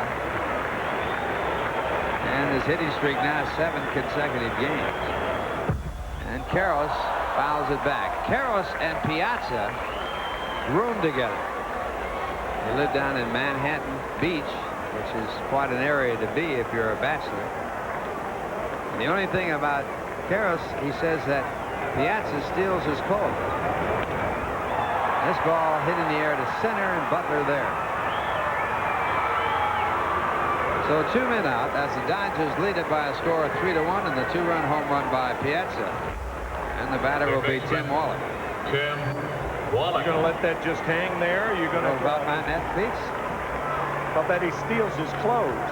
Well, he denies it, as a matter of fact. Oh. But for some reason, the clothes are disappearing.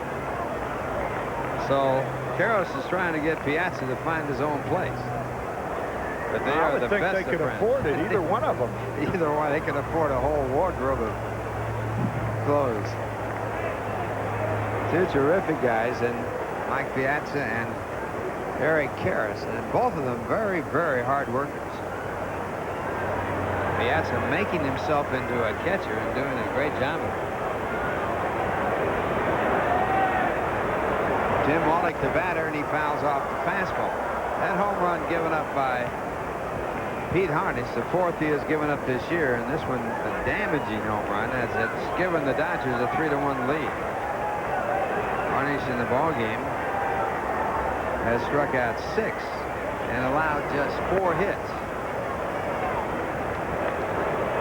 Count 1 ball and 1 strike to Wallach, who is 0 for 2.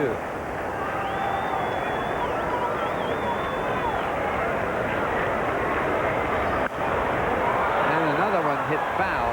Coming over is ugly to watch it go back into the stands out of play.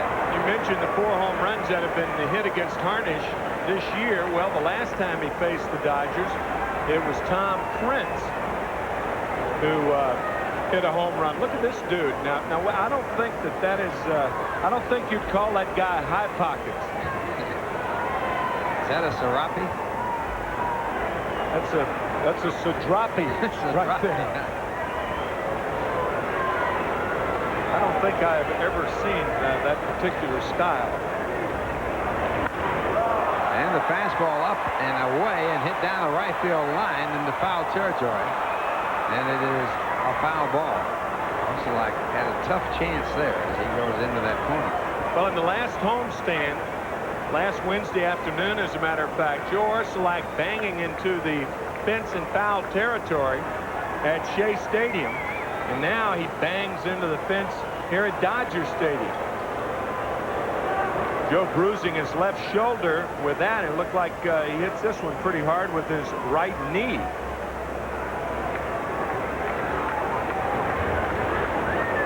So Orsulak back to his position, and apparently all right. As Harnisch comes back with a 1-2 pitch, and a good curveball strikes him out. His 7th strikeout, but he gave up 2 runs on the 2-run home run by Piazza. The score at the end is 6. The Dodgers 3, the Mets 1, and here's a word from American Express.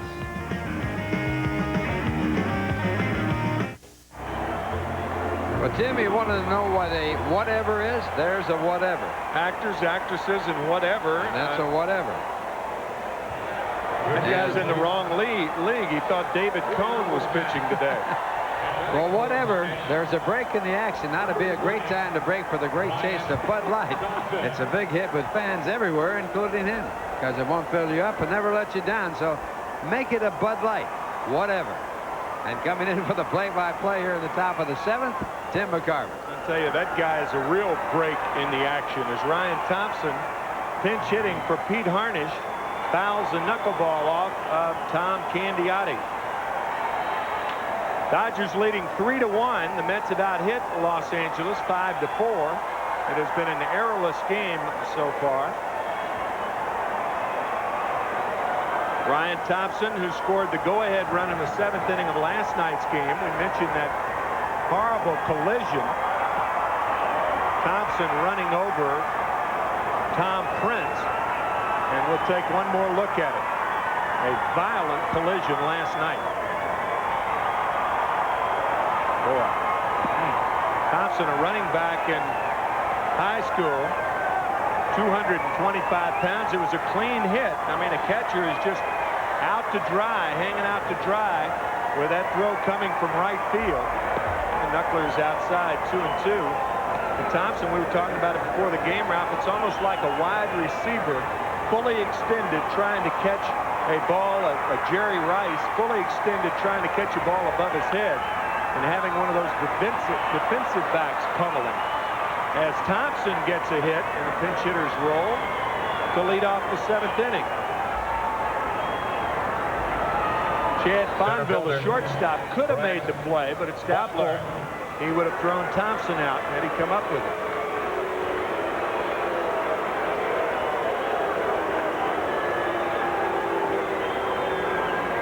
Brett Butler, the batter.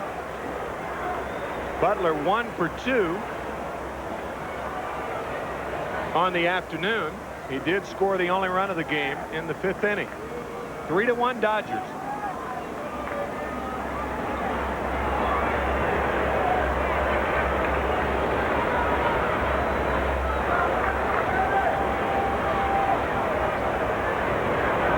Knuckler's in there. Strike 1.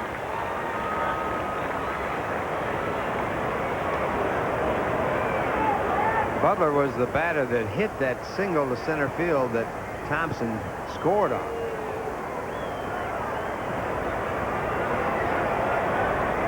And that broke a 3-3 tie and led to the Mets' 5-3 win yesterday. And we all want to emphasize that it was a clean hit. Thompson didn't go out of his way to get him. The catcher was blocking the plate. Tom Prince spent the night in the hospital. He had a concussion, but he was alert this morning. He was knocked out for 2 minutes last night. He was alert this morning, and he's going to be all right. The Dodgers did, however, with the activation of Mike Piazza, their catcher, who just had a 2-run homer, they put Tom Prince on the disabled list. Curveball is low. 2 balls and a strike now to Butler.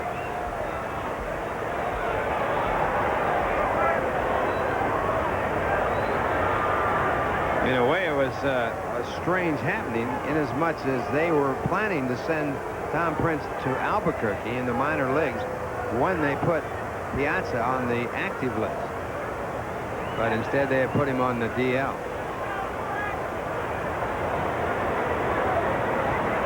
There goes Thompson, grounded up the middle. Candiotti's only play to first base. So even with the Mets trailing by 2 runs, we go back to the conversation with Dallas Green earlier in the day. Dallas saying, I do things that I would normally not do because the offense has had such problems scoring runs.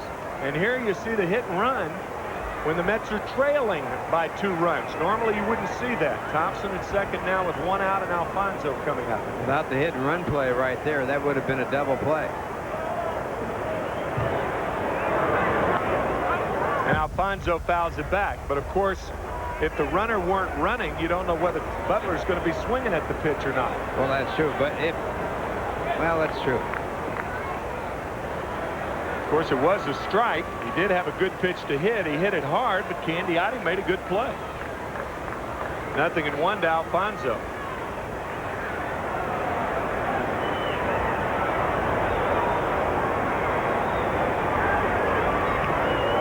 Good knuckler there, and it's off the right hand of Mike Piazza. First day back, he gets a foul tip.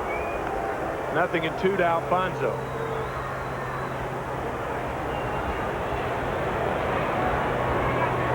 Boy, I missed that position. Oh, those foul tips. I really missed that.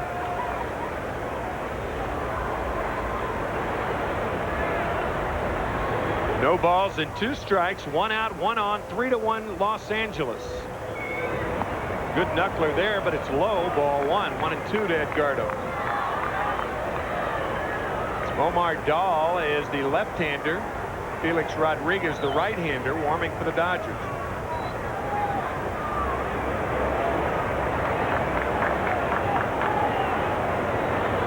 Candiotti wiped twice.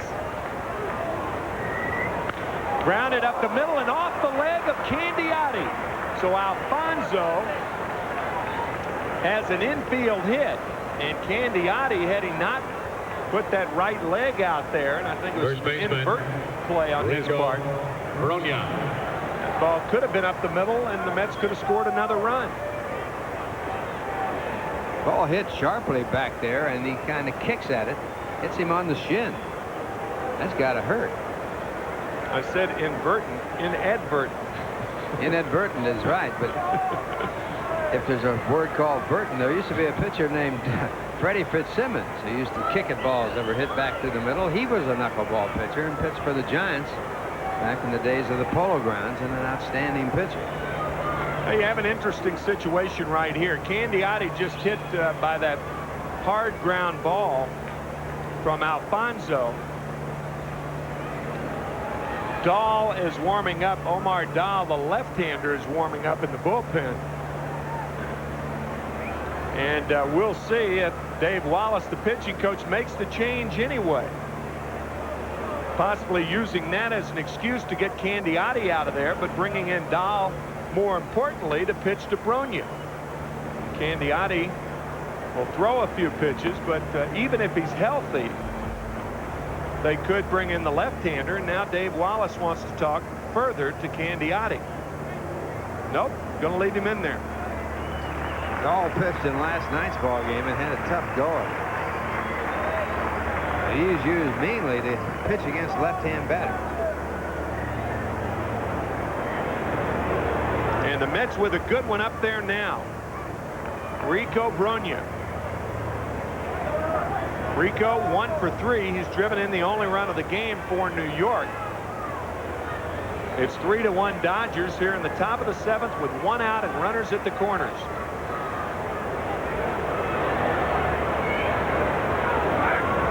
Throw to third. How about that? Step off, fake to third, fake to first, back to third. That's a new twist on that old play. I tell you, we're in Hollywood. They got all kinds of new things out here. Might have been another whatever. That's a whatever there. Whatever he did, it didn't work.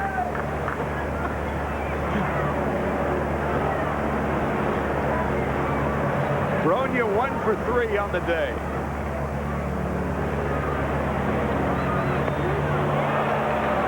Waves at the knuckleball, 0-1 to Bronya.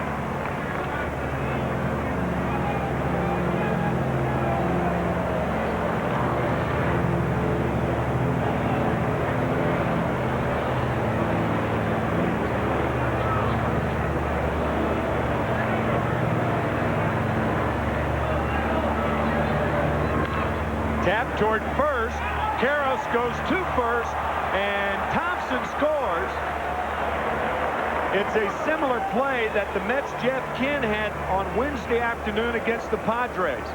Do you go for 2? Probably not, because the ball wasn't hit hard enough. Well, the thing he did here was not the right one. He's got to keep the time run off second, and he tags the bag, which takes the force off at second. Yeah, you're right. Thinks about home when he should be going to second base. What you've got to do there, you're exactly right. You've either got to go to second or home. Absolutely, and that puts the time run at second because of his misjudgment there. And Bobby Bonilla, the batter. So Alfonso at second. Thompson scores. It's now 3-2 Los Angeles. You know what I think Karros probably thought was that he was closer to first base than he was, but instead of stepping on it, he had to take a step and a half to get there, and by that time it was too late to get Thompson. Anyway, Bonilla pops it up. But the Mets score 1 more. It is 3-2 Dodgers, middle of the 7th, and we're back after this from Dorney Park.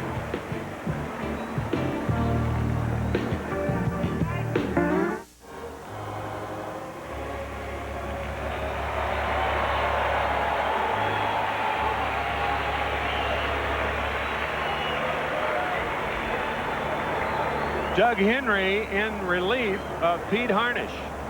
Your attention, please. So Doug Henry coming in the ball game. Now pitching. Here's that last play. Now Karros tags the bag. That takes the force off. He's thinking about home. That's too late there. No chance. And by making that play, he makes a mistake as he lets the time run go on down to second. Here it is right there. He's got to play to second because he's got to keep the time run off second base. As it turned out, it didn't make any difference. Probably home was his best shot At the because beginning. Thompson was running, but once he looked down to find first base, it was too late to get Thompson. Doug Henry in relief of Harnisch. Harnisch working 6 innings, giving up 4 hits and 3 runs. The big blow, a 2-run homer by Mike Piazza on his return here to Dodger Stadium. Henry 1-3 in the year with 1 save. This is his 14th game. He's worked 13 in the 3rd inning. He's giving up 15 hits, 2 of them home runs. Pete Harnisch walked 2 and struck out 7 as Rick Parker leads it off here in the 7th. And he takes a fastball outside.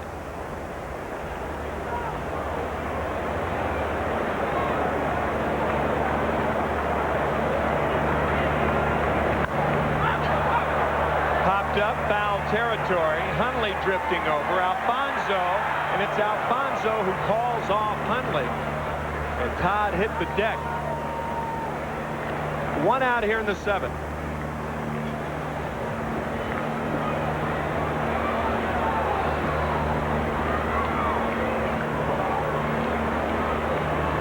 Take a look at the Nobody Beats the Wiz game summary. Pete Harnisch, 6 innings of work. He walked 2, struck out 7. The big blow, Mike Piazza's home run.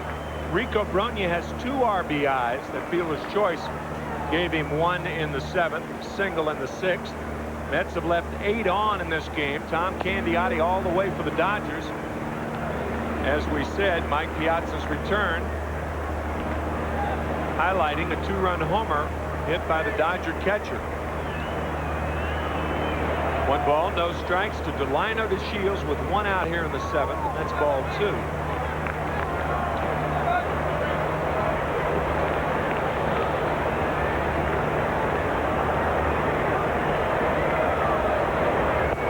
There's a strike, 2-1.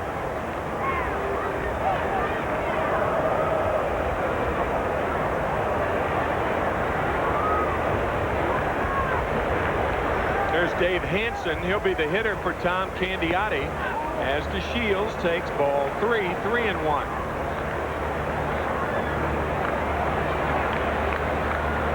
So Candiotti finds himself in a pretty good position. He can only win the game. He can't lose. And DeShields is walked by Henry. Tommy Lasorda trying to add to the 3-2 lead by having Dave Hansen pinch hit for Candiotti, and that means that Lasorda is announcing Hansen with the home plate umpire, Larry Van Over. Now batting for Candiotti, number 5, Dave Hansen. Interesting that a left-handed pinch hitter is employed here. That gives the runner a base-stealing threat, a guy like DeShields, an even greater chance to steal because it's tougher for a catcher to throw with a left-handed hitter up there. He's blinded with the hitter. See what DeShields does. Not running, and the fastball for a strike to Dave Hansen. Hansen 2 for 10 as a pinch hitter this year with a run batted in. Overall hitting .263. He has 15 hits. No home run.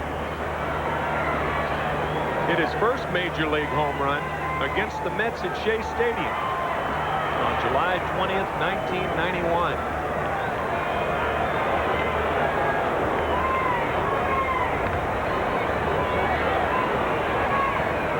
Tough pinch hitter for the Dodgers. He's a good one. He really is. No balls and a strike to Dave Hansen. DeShields has 11 stolen bases. He's been caught 5 times.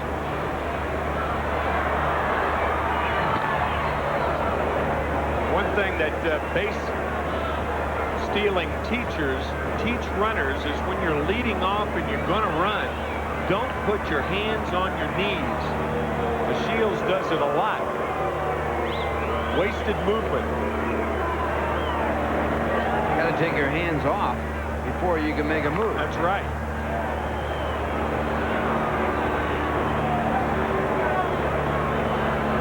Hansen with 44 pinch hits, make that 41 pinch hits in his career with the Dodgers. That's 4th in their all-time list. Look at the knees, hands on them.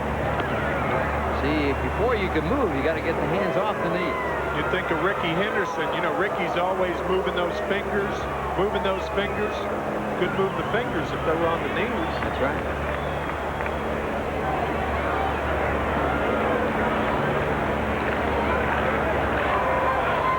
Not running, a fake break, but Hansen takes strike 2. 0-2 to Dave Hansen. You know, there's something that you don't see much anymore. In the old days, they used to pick up dirt and hold dirt in their hands. Mainly, well, of course, obviously you can't put your hands in your knees that way, but mainly to keep your hands from blowing to the ground when you slide into second. And opening the fingers. And keeping those fingers from being jammed or broken. Some players will wear batting gloves, or not wear them, but carry them to keep the hands closed. But DeShields has his on.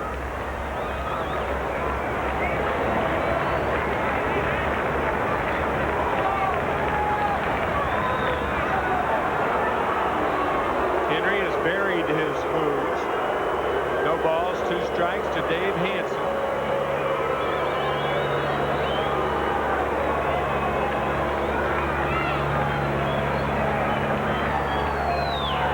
DeShields not running, and this one tapped foul.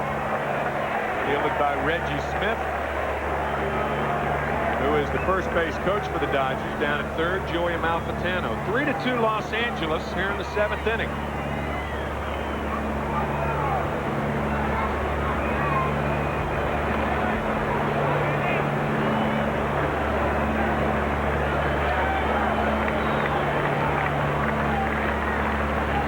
Pitch out, nothing happening as DeShields was not running. It's a ball and 2 strikes to Dave Hansen. 1 out here in the 7th. Pitch out again. I like back-to-back pitch outs. Once you do it the first time, they don't think you're going to do it the second time. Pitch out, he's going to be running there. There he goes. Pitch is low. The throw is low. Stolen base, Delino DeShields.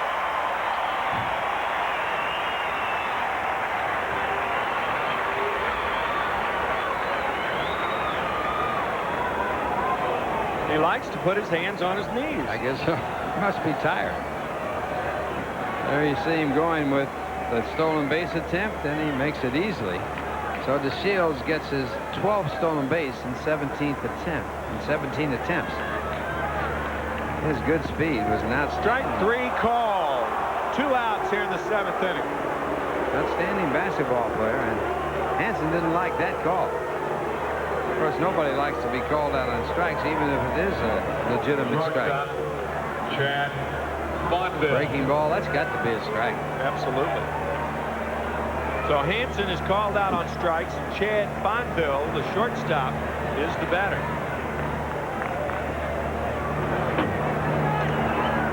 That, by the way, for DeShields, his 12th stolen base. He's already scored 1 run today. Doug Henry will try to keep him from scoring the 4th Dodger runs. It's Los Angeles 3, New York 2 here in the 7th inning. And the fastball from Henry to Bondville is a strike.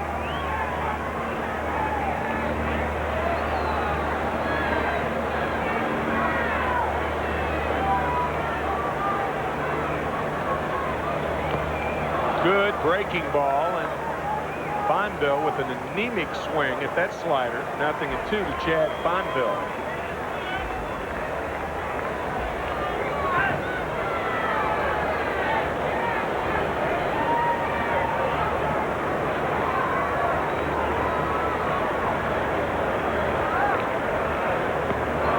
Boy, he looked bad on that 2nd and 3rd strike. Good job by Doug Henry. But it's still 3-2 Dodgers on our Honda line score. And Ralph and I will return right after this message.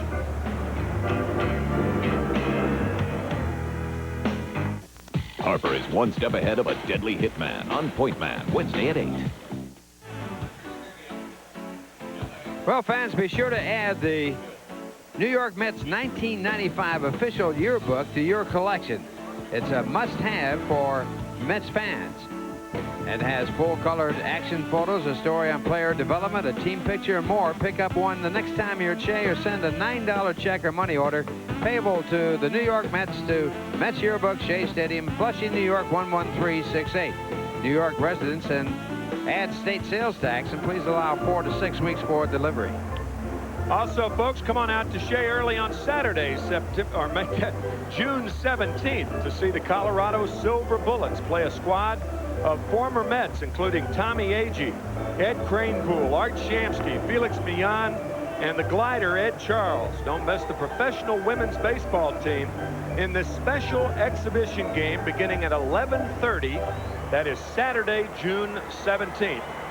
The event will be sponsored by Chemical Bank. For information or to charge seats by phone, you can call the Mets at 718-507-TIXX. During business hours, a per-ticket surcharge will apply. And the left-hander Omar Dahl is in there for the Dodgers. Tom Candiotti can only win this game. And now batting for Orsolak. Dodgers 3-2 here in the 8th inning, and Chris Jones will be the pinch hitter for Joe Orsolak. Chris with already 2 pinch hit home runs to his credit. Omar Dahl 3-0 in the year. He has no saves. This will be his 18th game, an earned run average of 1.54. He's worked 11 2/3 innings, given up 11 hits, none of them home runs. And the slider is high to Chris Jones, who had a home run last Wednesday afternoon to win the game off Kevin Hoffman, a 3-run shot at Shea. Fastball is high.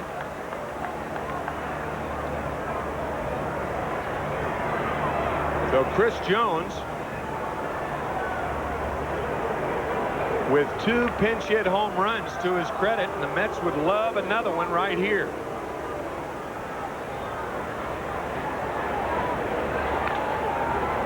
Hit foul. 2 balls and a strike to Chris Jones.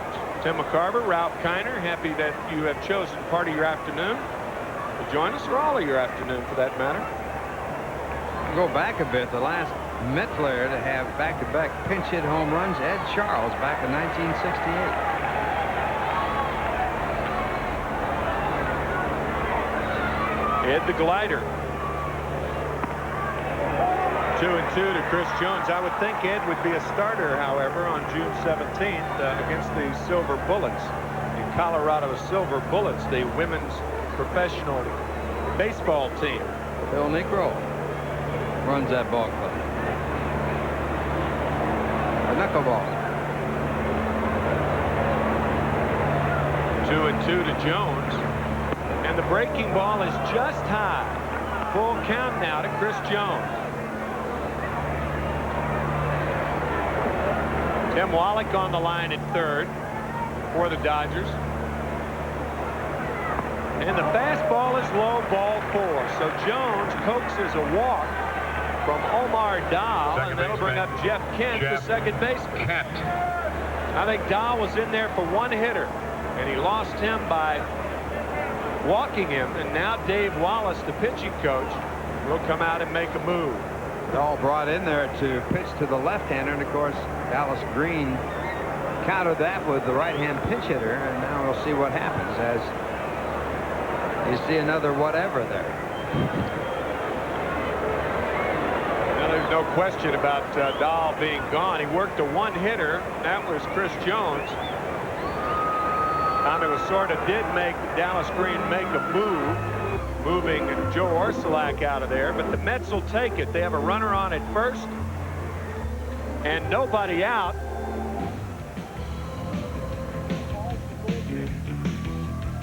And this call to the bullpen is brought to you by Bell Atlantic, and we'll be right back right after this.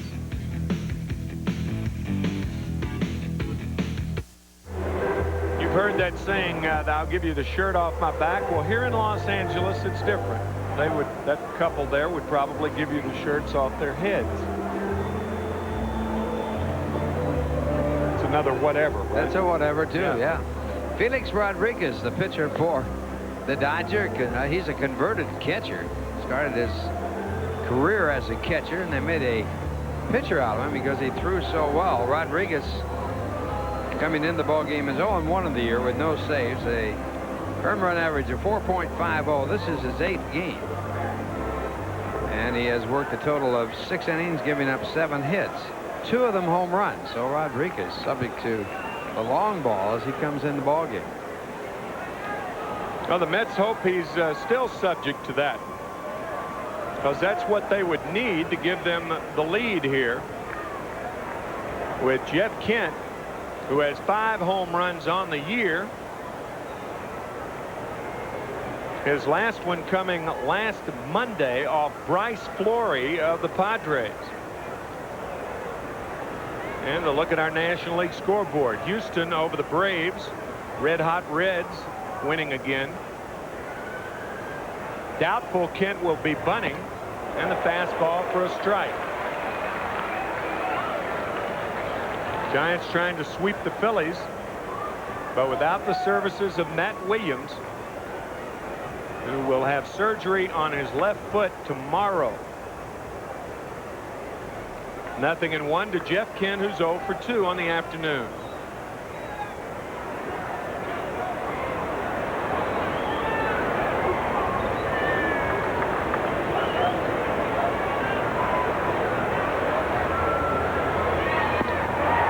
Well, those are 2 blazing fastballs from Rodriguez right there. Tough to catch up to those, especially around the letters.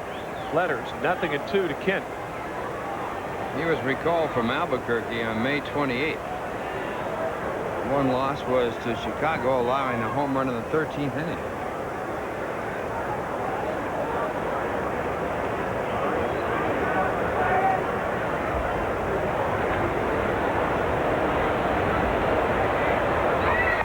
Way outside.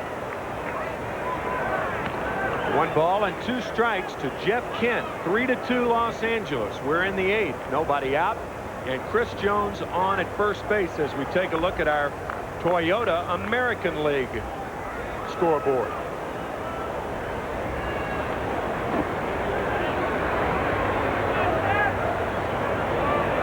Yankees winning 11-3.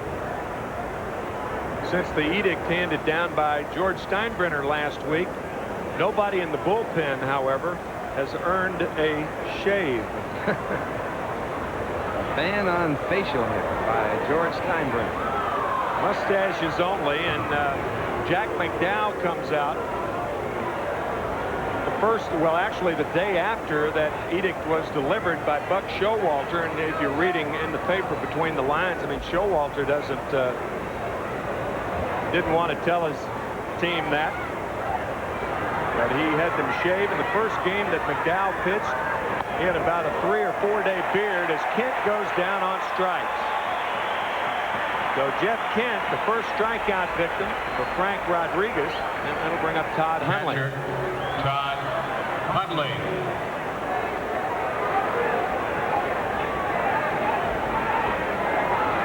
Well, Rodriguez started Kent off with 2 fastballs and comes right back with the fastball to strike him out.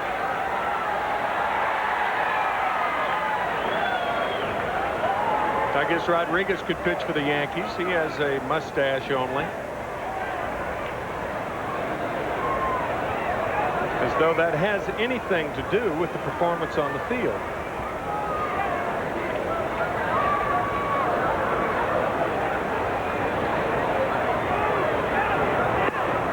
The Philadelphia Phillies have proven that facial hair and what you do on the field, or at least they've proven that the last 3 years,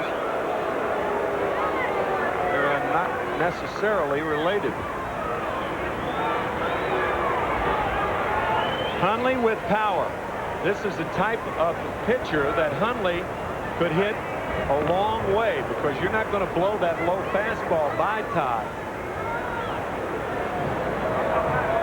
Remember when Raleigh Fingers was trying to get back into the major leagues, he was offered a job by Cincinnati, and Marge Schott said, yeah, we'll give you a job if you shave off that handlebar mustache. That made sense. He said, no way.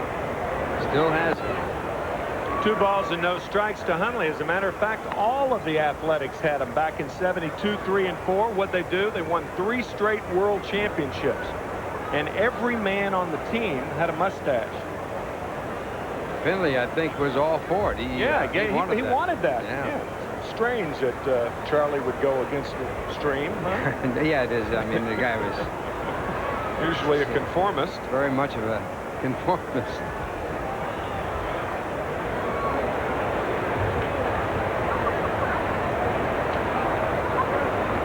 Todd Hundley with 4 home runs. It's been 3 weeks since his last one.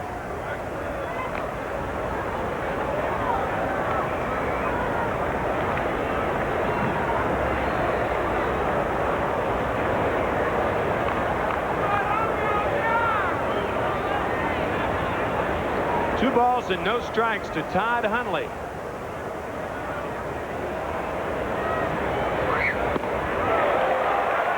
He had a 2-run homer on his mind with that swing.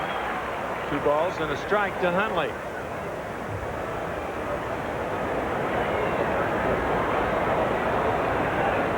Todd even unbuttoned a couple of buttons with that last swing. He was really, I think he's taking 3-run home from there. He only hit twice as far, so he go around 2 times.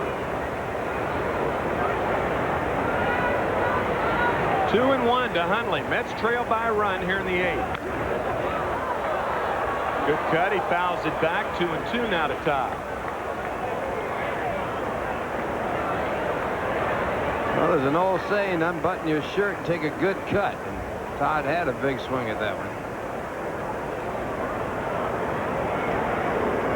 Seldom hit a home run. He's got his shirt unbuttoned.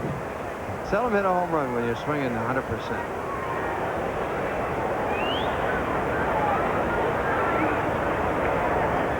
2-2 now to Hundley. And we've seen Hundley, especially from the left side, many times hit balls out of the ballpark but foul. Try to straighten it out right here. 2-2 to Todd Hundley. Ball 3, 3-2. This is a dangerous pitching situation for Rodriguez. We'll see if Jones runs, but Hundley's had a chance to see about 7 pitches in this at bat.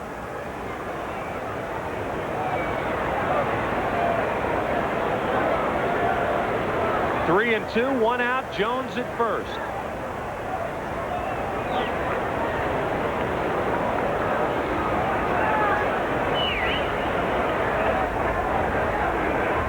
On deck batter Tim Bogart. There goes Jones, and this one fouled back, so we'll do it again. That's 8 pitches in this at bat. Well, Hundley getting a good fastball that was up to hit.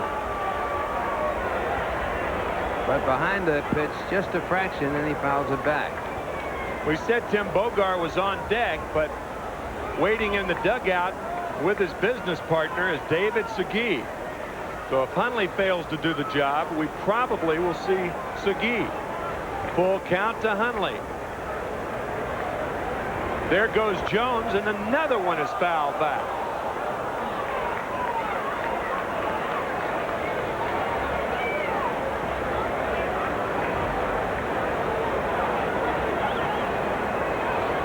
Jones has run on 2 consecutive pitches, so we assume he'll be running again. This has been power against power, just fastballs to Hundley.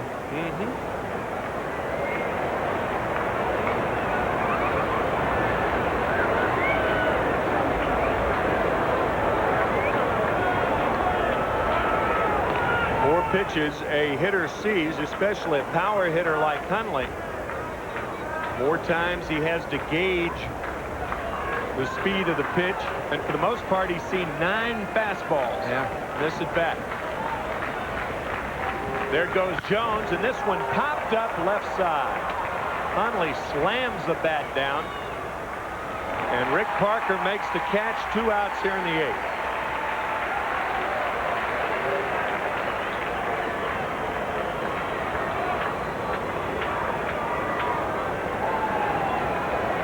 On going down on that last pitch, Jones got down there and started back way too soon, and evidently that's what Frank Howard was talking about. He was on his way back before the catch. He's got all the time in the world to get back after the catch. If that ball's dropped, he would possibly have been doubled off at second. See him going back, ball isn't even caught yet. Yeah, the force play certainly would have been on, and as predicted, David Segui will be the pinch hitter for Tim Bogart. For the Mets, Now batting for Bogar, number 21, David Segui. Next to Bobby Bonilla, David Segui has been the Mets' hottest hitter. Those are his numbers with a couple of home runs. The last home run he hit was against Hideo Nomo of the Dodgers.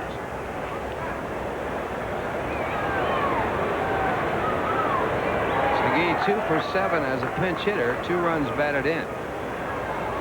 Jones, the runner at first base, 2 out here in the 8th inning, 3-2 Dodgers. And the pitch from Rodriguez is outside, ball 1. That one had to hurt Piazza. It probably hit in the thumb area or the bone area. And that's the first indication today that he has shown that a particular pitch hurt that he caught. Didn't center the ball in the mitt. It's the left thumb that he injured, and that ball hit right off the thumb part of the glove.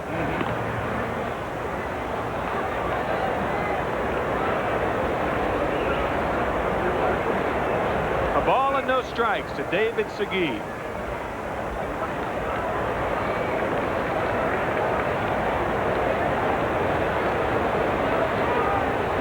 Segui wasn't ready.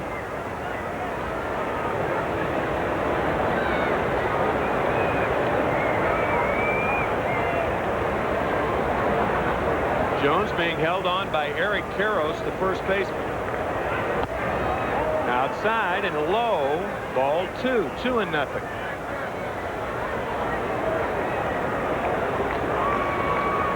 Dodgers with 1 in the 3rd, a 2-run homer by Mike Piazza in the 6th inning. The Mets have never been ahead in this game. They scored their runs, 1 in the 5th, 1 in the 7th.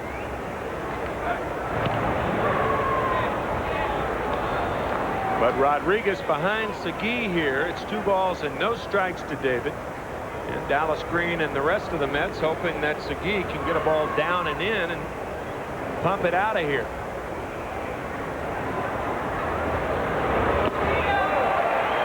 You're not going to hit that pitch up there out. That high rider, or as Satchel Paige used to call it, that's his midnight rider. Midnight rider. This ball, watch how the bat is underneath the ball and behind.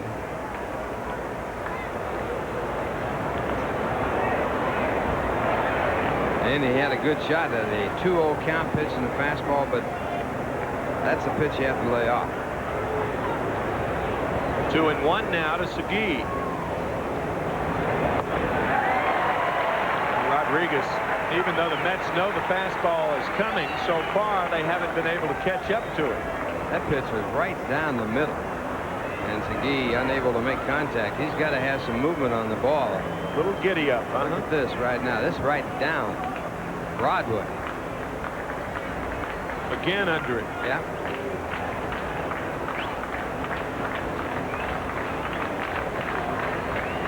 Two and two, 2 outs. Jones on at first, 3-2 Dodgers. Top of the 8th. Fouled away. Rodriguez came on with Jones on at first base. He got Jeff Kent on strikes, and then after throwing 9 pitches to Todd Hundley, Todd finally flied out to left field. And then with a count 2-0 to Segui, blew 2 fastballs by David. And then David fouled one away the other side. As you look at Jose Vizcaíno on deck to pinch hit for Henry should Segui get on.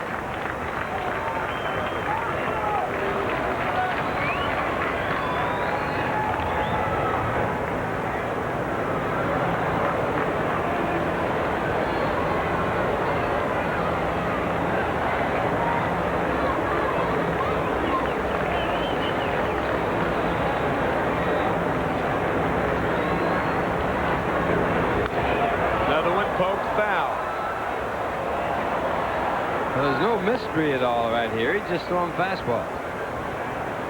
Good old-fashioned hardball right here from Frank Rodriguez. You can tell how hard he's throwing by the reaction of the Met hitters. Kent went down on strikes. Hundley flies the other way after fouling off a lot of balls the other way, and Segui, after waving at 2, fouled 2 balls off the other way. He's been behind every fastball.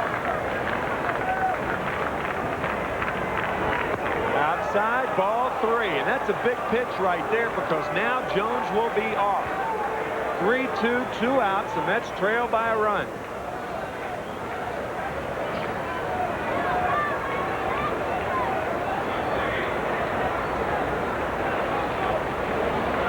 Gary Karros holding the runner on. Normally, you'd see the first baseman behind the runner in this situation.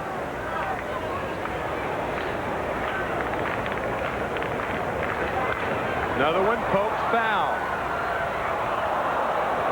This is a very eventful time on base for Chris Jones. That little girl got that foul ball as it ricocheted off of the guy next right there, so she came up with a real prize there. Had the glove and all.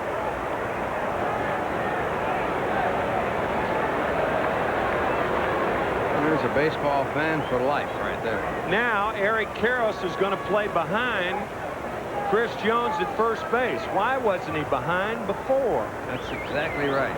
No reason to hold him here. He needs defensive room against the left-hand batter, although Segui hadn't shown any signs he can pull the ball. Now this one foul back. And Chris Jones retreats to first once again. This has got to be dog tired out there. I mean, he's run the second base 5 times on 3-2 pitches.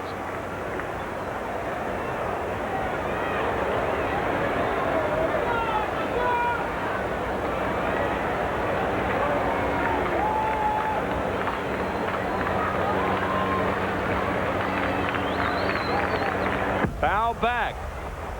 Make it 6. Wind sprints. You know, we're kidding about it, but you got to think on a short double with Jones running, normally he'd be able to score. Long single, short double, 2 outs. Represents the tying run. He's so tired, you wonder if that can happen.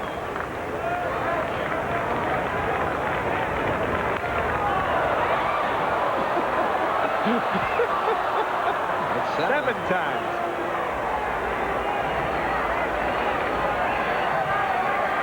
Well, that's 90 feet times 7. There's nothing that will get you or get to you faster than short wind sprints. He's run about 7 90-foot wind sprints. That's all he needs is a fake back to first from Karros. Line to right center. We may see if he'll be able to score. Jones, here he comes. The throw, not in time. The Mets tie it. And a weary Chris Jones retreats to the Mets dugout. Tired, but happy. You're going to have to give him oxygen.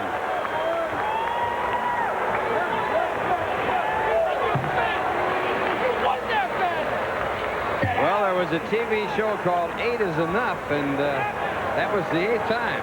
And it was enough for Jones as he scores from first base on a short double, if you want to call it that. It was very short, but it seemed like a long way to Jones. And he's got enough to get there. Here he goes. This is the time run coming around on the short double, and he will score. He walked to lead it off, and he scores the 3rd run of this ball game with 2 outs on a big pinch hit double by David Segui. And here's Jose Vizcaino with Segui at second. And Vizcaino fouls it away. 0-1 to Jose Vizcaino. Boy, David Segui, there has been no complaining.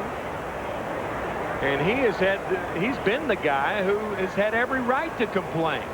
Bonilla is sent to left. Segui is sent to the bench. Rico Bronya came last year when Segui pulled the leg muscle. So he has been the odd man out, but the key man once again today. Talk about a guy who's kept himself ready. He really deserves a lot of credit. It's 1-1 to Vizcaino.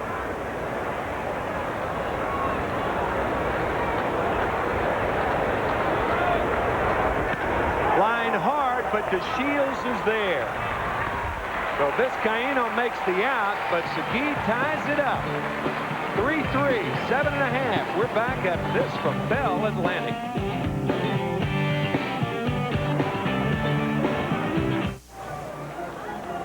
Jerry DiPoto will be the new Mets pitcher. Tie ball game, bottom of the 8th.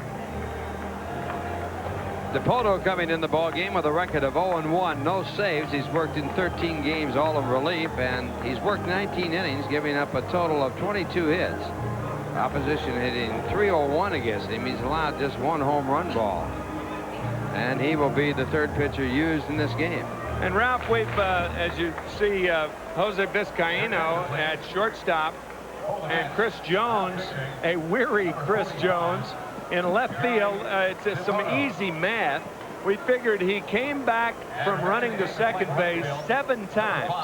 So that's about 90 feet 7 times. Then he runs around the bases, second, third, and home. That's another, 270 feet. Yeah. So we figured 10 times 9 is 900 feet to get home. And that's what, 3 football fields. 3 football fields to travel around the bases. So he did all that running, and it proved to tie the game. Yeah. It was 2 Vail, not no Vail. 3 times with the count 3-2 to Todd Hundley. 4 times with the count 3-2 to David Segui. And finally, Segui hit the double to right center, and Jones raced home with the tying run as Roberto Kelly fouls it back here in the bottom of the 8th. Kelly an RBI single in the 3rd, and he has struck out twice.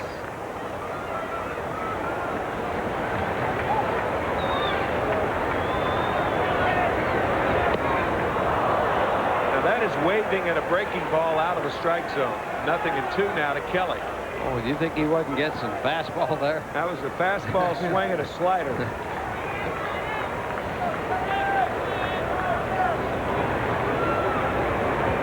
They wanted to do it again, and Kelly holds up. Kelly is not a very selective hitter. You mentioned Mondesi earlier in the game. Neither walk a great deal. Kelly has walked 16 times and 143 at bats. I beg your pardon, 7 times in 143 at bats. And he doesn't walk here. He hits it hard to right. But Chris Jones makes the catch.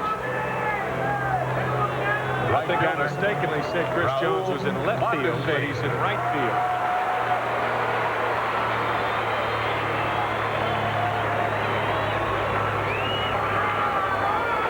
He's walked only 11 times, and Kelly 7 times. Well, they swing the bats. Mondesi is 2 for 3 this afternoon.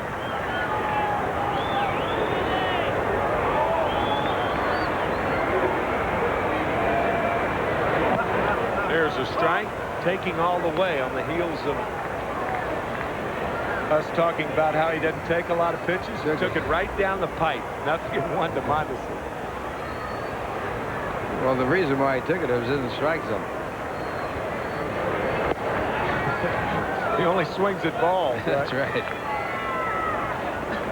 1-1 to Raul Mondesi.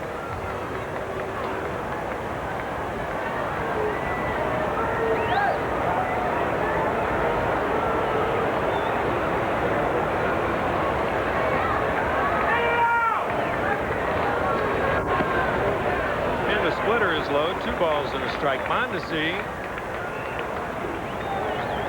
Ralph mentioned earlier, the rookie of the year last year. It was Eric Karros in 1992, and then Mike Piazza in 93. Mondesi last year. The Dodgers had 4 consecutive rookies of the year from 79 through 82. Good slider there. It's 2-2. And the farm system for the Dodgers built initially by a dear friend of Ralph's, Branch Rickey. That was not a sincere laugh.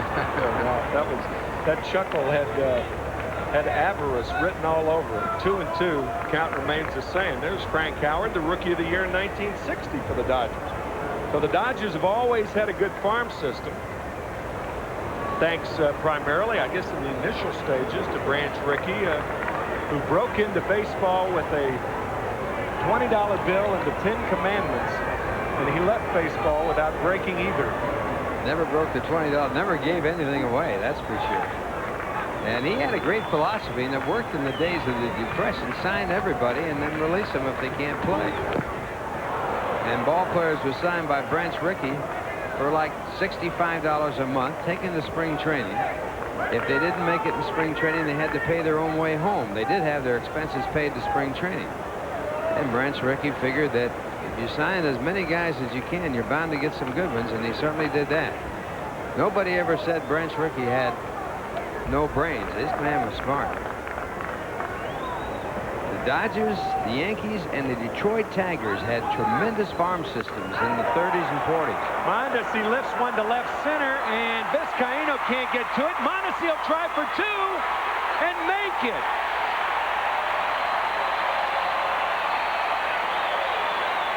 You talk about busting it right out of the batter's box. That's how you make a play like that. A double for Mondesi.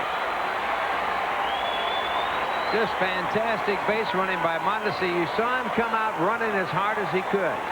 This ball in shallow left field, and that speed that he has got him the double. Outstanding play. Now watch him come out of the blocks here. That's full speed ahead. Right out of the chute. And how many young major leaguers now, Ralph, hit a ball like that? They take the first two steps. They don't run hard. They reach first and say, shucks, you know, if I'd have been running hard, I could have had a shot at second base. Well, not Mondesi. Here's Mike Piazza. And he takes a slider low and away. You know, a lot of announcers will say, if all you little leaguers watching at home, that's the way to run the bases. Nowadays, you have to say, all you professional players looking at home, that's the way to run the bases. Because almost no one does it anymore. And that is a shame. That is cheating the public. 2 balls and no strikes to Piazza. Yeah, you got your money's worth right there. Ball players looking for a way to embrace the fans and to enhance the game. That's one of the ways to do it, as Piazza will be walked intentionally. Well, Dallas really not taking any chances with Piazza, even though he's playing his first game after being out of action for 22 games. It was his 2-run home run that gave the Dodgers a 3-1 lead. And so the Mets will take their chances with another good batter in Eric Karros. First baseman, Eric Karros. Mondesi out of the gate once again. For all of you professional players watching and looking in. This is the way it's done as he stretches that single into a double with some great base running. So Mondesi on at second, Piazza on at first, a 3-3 game, and Eric Karros the batter. He is 0 for 3 on the afternoon. Piazza with 2 walks this year, and both of them have been intentional. Fastball misses to Karros. Really, you have no other choice there. I mean, with Piazza as strong as he is, you're behind at 2-0. Anybody would put him on, but Eric Karros has been red hot. His 17-game hitting streak ended last night.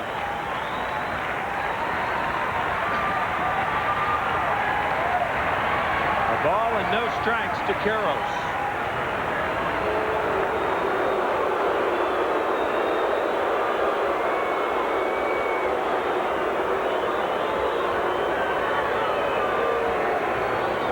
Folks, day in and day out, home or on the road, you can always count on the great taste of Bud Light. Won't fill you up, never let you down.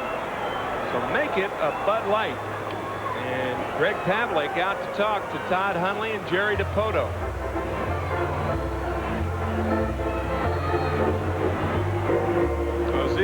Manzanillo warming for the Mets. There's nothing DiPoto could do. I mean, he made the pitch on Mondesi. Mondesi hit it off the end of the bat and hustled his way into a double.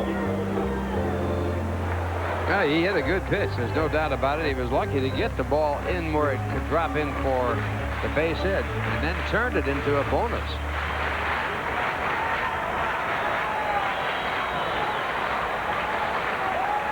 One out, 2 on. 3-3 game here in the 8th.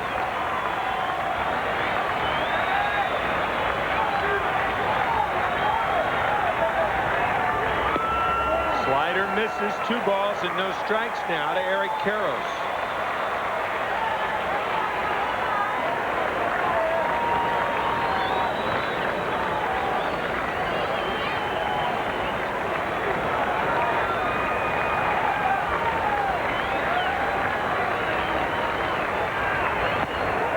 Ball 3, 3-0.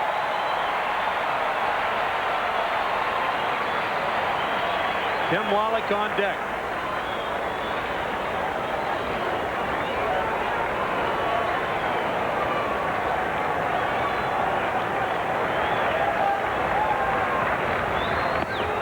Outside corner. Looked like Karros may have been hitting there, but that pitch right on the corner, 3-1. The secret of hitting when you got to count your way 3-0 is make sure you get the pitch you want to hit that you can hit as well as you can. So you want to take those borderline pitches. Yeah, that last pitch, that you swing at that. If you make contact in fair territory, you pop it up, hit it off the end of the bat. Just because they give you the hit sign on a 3-0 count doesn't mean you swing at the ball. You got to put it in a small box. It's exactly which is your power. So Malfitano, the third base coach.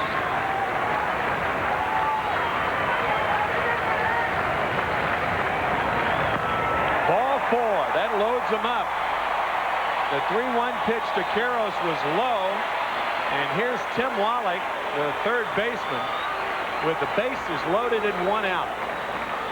Now where do you play your infield? Wallach is not a fast runner. And that's what the infielders want to know. Alfonso in, Ken in. And they're going to tell DiPoto where they're going to be playing. If the ball's hit hard enough right at a middle infielder, you're going to turn it. You look at Ryan Thompson and Brett Butler to the top of your screen. They're talking too. Butler probably telling Thompson that, I should say Chris Jones, I beg your pardon. Chris Jones is in right field. And Butler probably telling Chris that on a medium depth fly ball, go to third because Mondesi's too fast to try it at home. Here's Wallach. Slider and a strike. 0-1 to Tim Wallach.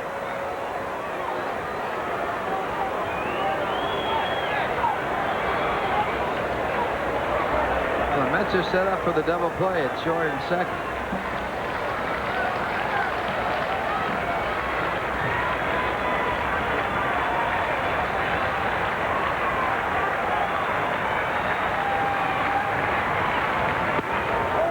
Ball 1, just inside. 1-1 to Wallach.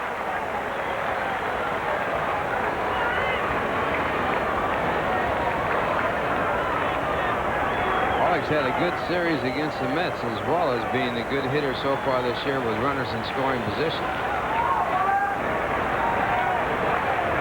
Wallach 0 for 3 on the afternoon. 3-3 game here in the 8th.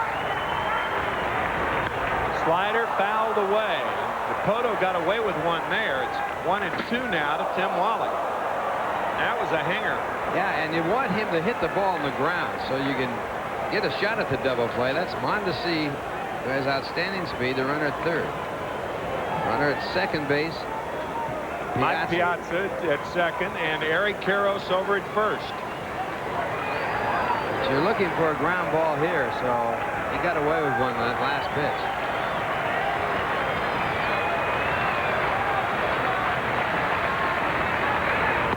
Swing and a miss, struck him out. A big strikeout for Jerry DiPoto.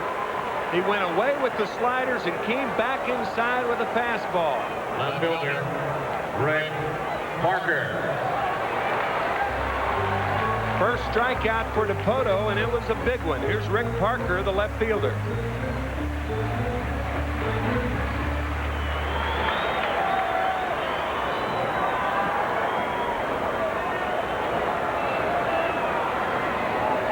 Well, this is the pitch. He comes back inside and has a lot on it. That's a 10th Dodger to strike out in this game. First one for DiPoto. Wallach disgusted. Outside corner to Rick Parker. Parker 0 for 3. He's flied to left, struck out, and popped to the catcher.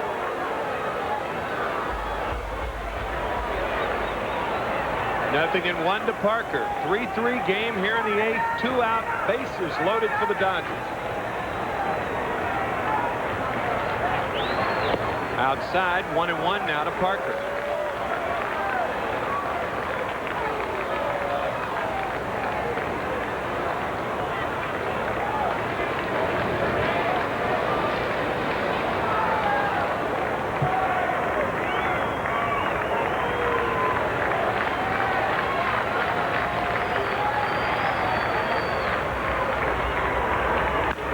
Tapped in front of the plate, a tough play. Home, and he throws it away. Here comes Piazza. He scores. 5-3 Los Angeles, and no one covering at second. How about that? DiPoto's only play was home. He tried to shovel it by Hundley. He throws it away. It'll probably be a hit, an RBI for Parker, and an error on DiPoto. Really a tough break for the Mets. I don't think Hundley saw the ball. He never saw the ball, but he's looking at the runner. He had to get out of the way. That ball may have hit Mondesi. And it will be, I'm sure, a base hit and a run batted in, and they're allowing the other runners to move up. He tries to tag him and misses, and then tries to flip it, no chance. So, yeah, that's really a tough break for the Mets, because that ball just trickled out there, and it was almost impossible for an out. So Delino DeShields will be walked intentionally. He did try to tag him. You're right, Ralph. And in the process of trying to tag him, in the same motion, he tried to throw home, overthrew Hundley, and the Dodgers scored 2 runs. There's got to be an error posted. It was an infield hit for Parker and 1 RBI, but you've got to give an error on DiPoto. And so far, well, it just went up on the board. An error on the pitcher, Jerry DiPoto, and it was a tough break for the Mets. But think about how this stuff got started. Raul Mondesi running hard out of the box, reaching second, the intentional walk to Piazza, the walk to Karros, and then the big strikeout to Wally. But then it was Mondesi's speed that beat the throw home. Yeah, the base running to Mondesi just stole 2 runs for the Dodgers, and of course it's bad luck for the Mets. 2 blue pits that got them in trouble. DiPoto did all he could do. You can't really for the Dodgers. Can't really get on him for the fact that he threw the ball away. He did try to tag Mondesi and just did miss. He had no chance whatsoever to get Parker at first base, because Parker's too fast to be gotten on a ball like that. So it's the top of the order for the Mets, but they trail by 2, and Chris Gwynn is the pinch hitter for Frank Rodriguez.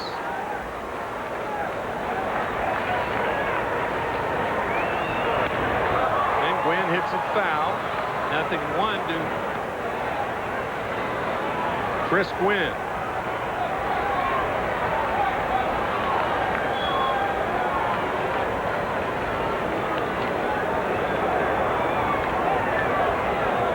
This inning would drive most pitchers right up a tree.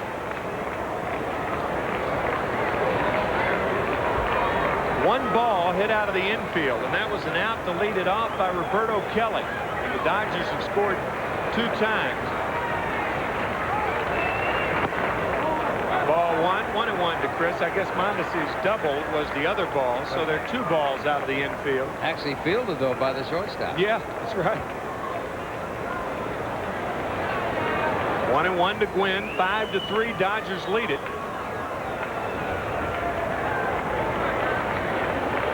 2 outs here in the 8th inning. Good time is called by Chris Gwynn.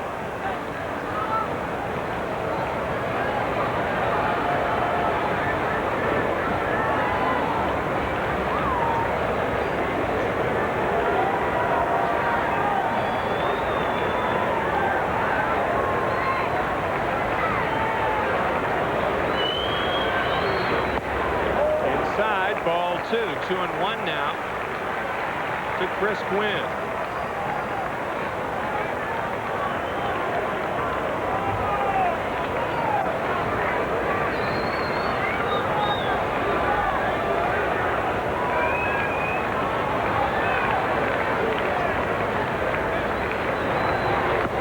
Ball 3. 3-1.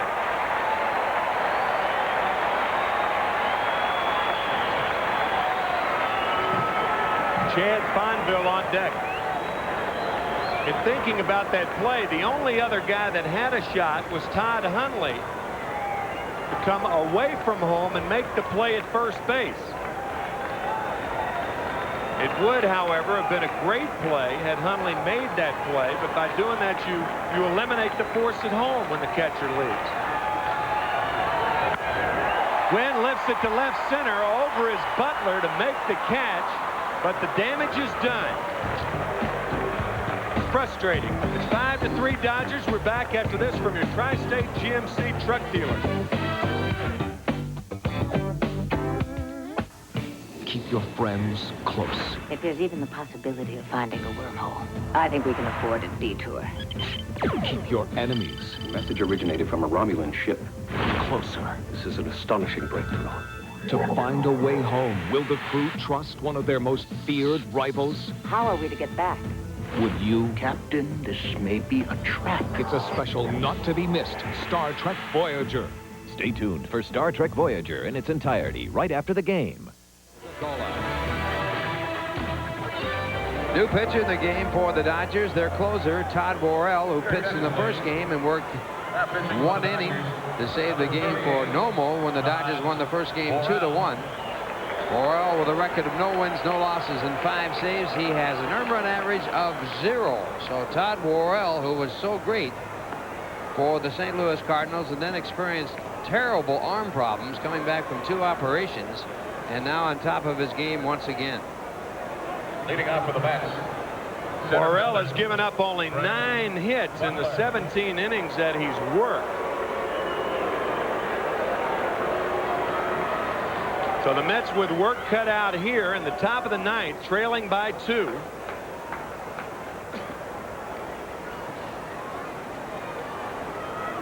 Tommy Lasorda saw the Dodgers lose last night 5-3 to New York, but the tables have been turned. It's 5-3 Dodgers. Less than 24 hours later, and the first pitch from Worrell's a strike.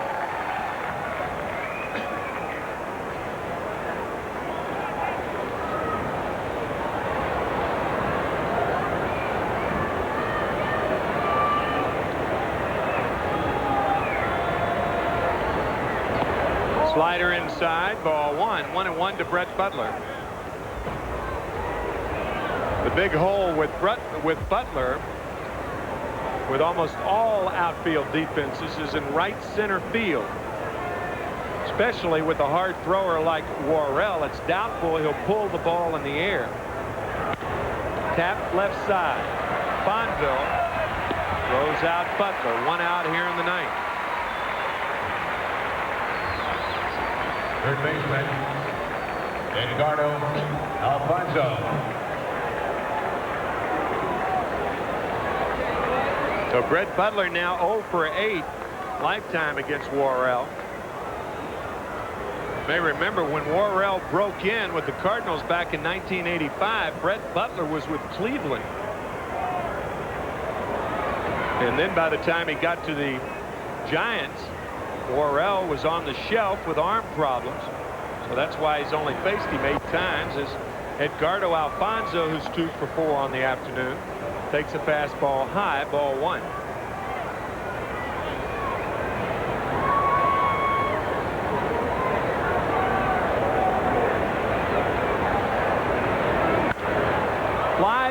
right field. And Alfonso to Mondesi for the second out. Again, talking to Dallas Green before the game, he said, you know, I could take the bat out of these guys' hands. It's a 2-run lead. Alfonso swings at a ball probably outside over his head when the Mets need base runners. Got to get on base there, and he didn't. Mondesi fighting the sun makes a good play with the glasses down. Here's Rico Brogna. Outside, ball 1.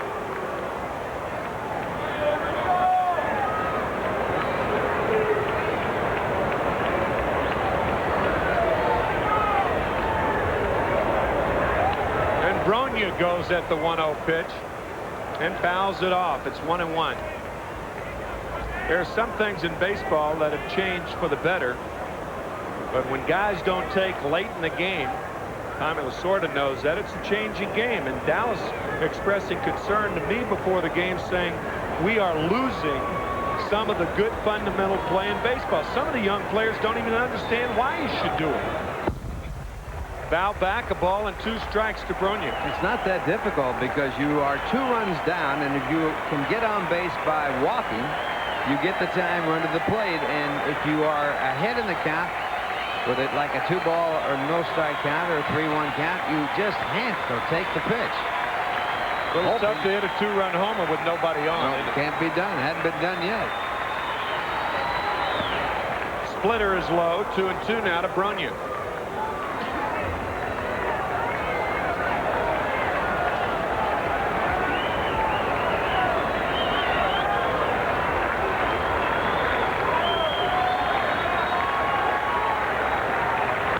Slider lifted left field and shallow. Out is Fonville, and he can't get to it. Brogna stops at first base. And here's Bobby Bonilla representing the potential tying run, and he's homered in his last 2 games. So that gives the Mets a chance, as Brogna has a Texas League single, and he's on with 2 outs. Well, the Mets get a break on a blooper that drops in here, and they have the time run at the plate. Against Worrell in the first game of the series, Bonilla was struck out in a situation where he had a runner on base and could have won, or at least put the Mets up in the ball game with a home run. Inside fastball. And you see his numbers for his career against Todd Worrell. 5-3 Dodgers, top of the 9th, 1 on, 2 out.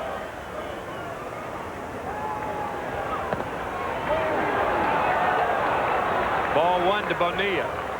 Eric Karros, the first baseman, is saying, I don't care whether you run or not. My first responsibility is Bobby Bonilla. So he protects the line and plays way behind Brogna.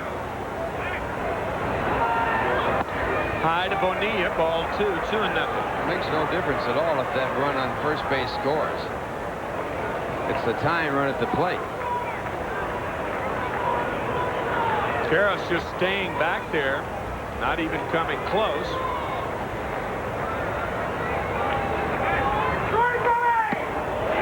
A check swing on a 2-0 pitch. 2-1 to Bonilla. 2-0, you guess one way and take if it isn't the pitch you're looking for. And fortunately for Bonilla here, he doesn't make contact with the ball on a check swing.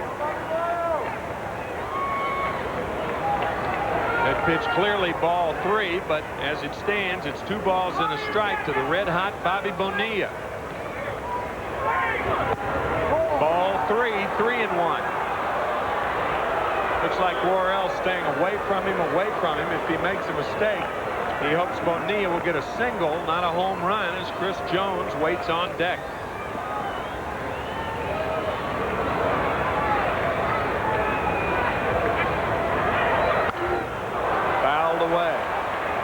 Stayed away again right there. Looks like he's intentionally working Bobby up and away. All 5 pitches have been there. See if he changes to the slider here. Something other than the fastball. Here's the last pitch.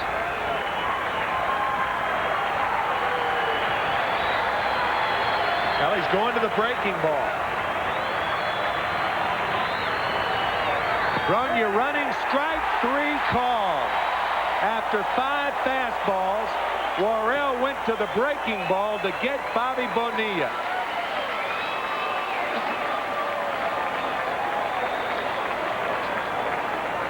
Well, the curveball does it.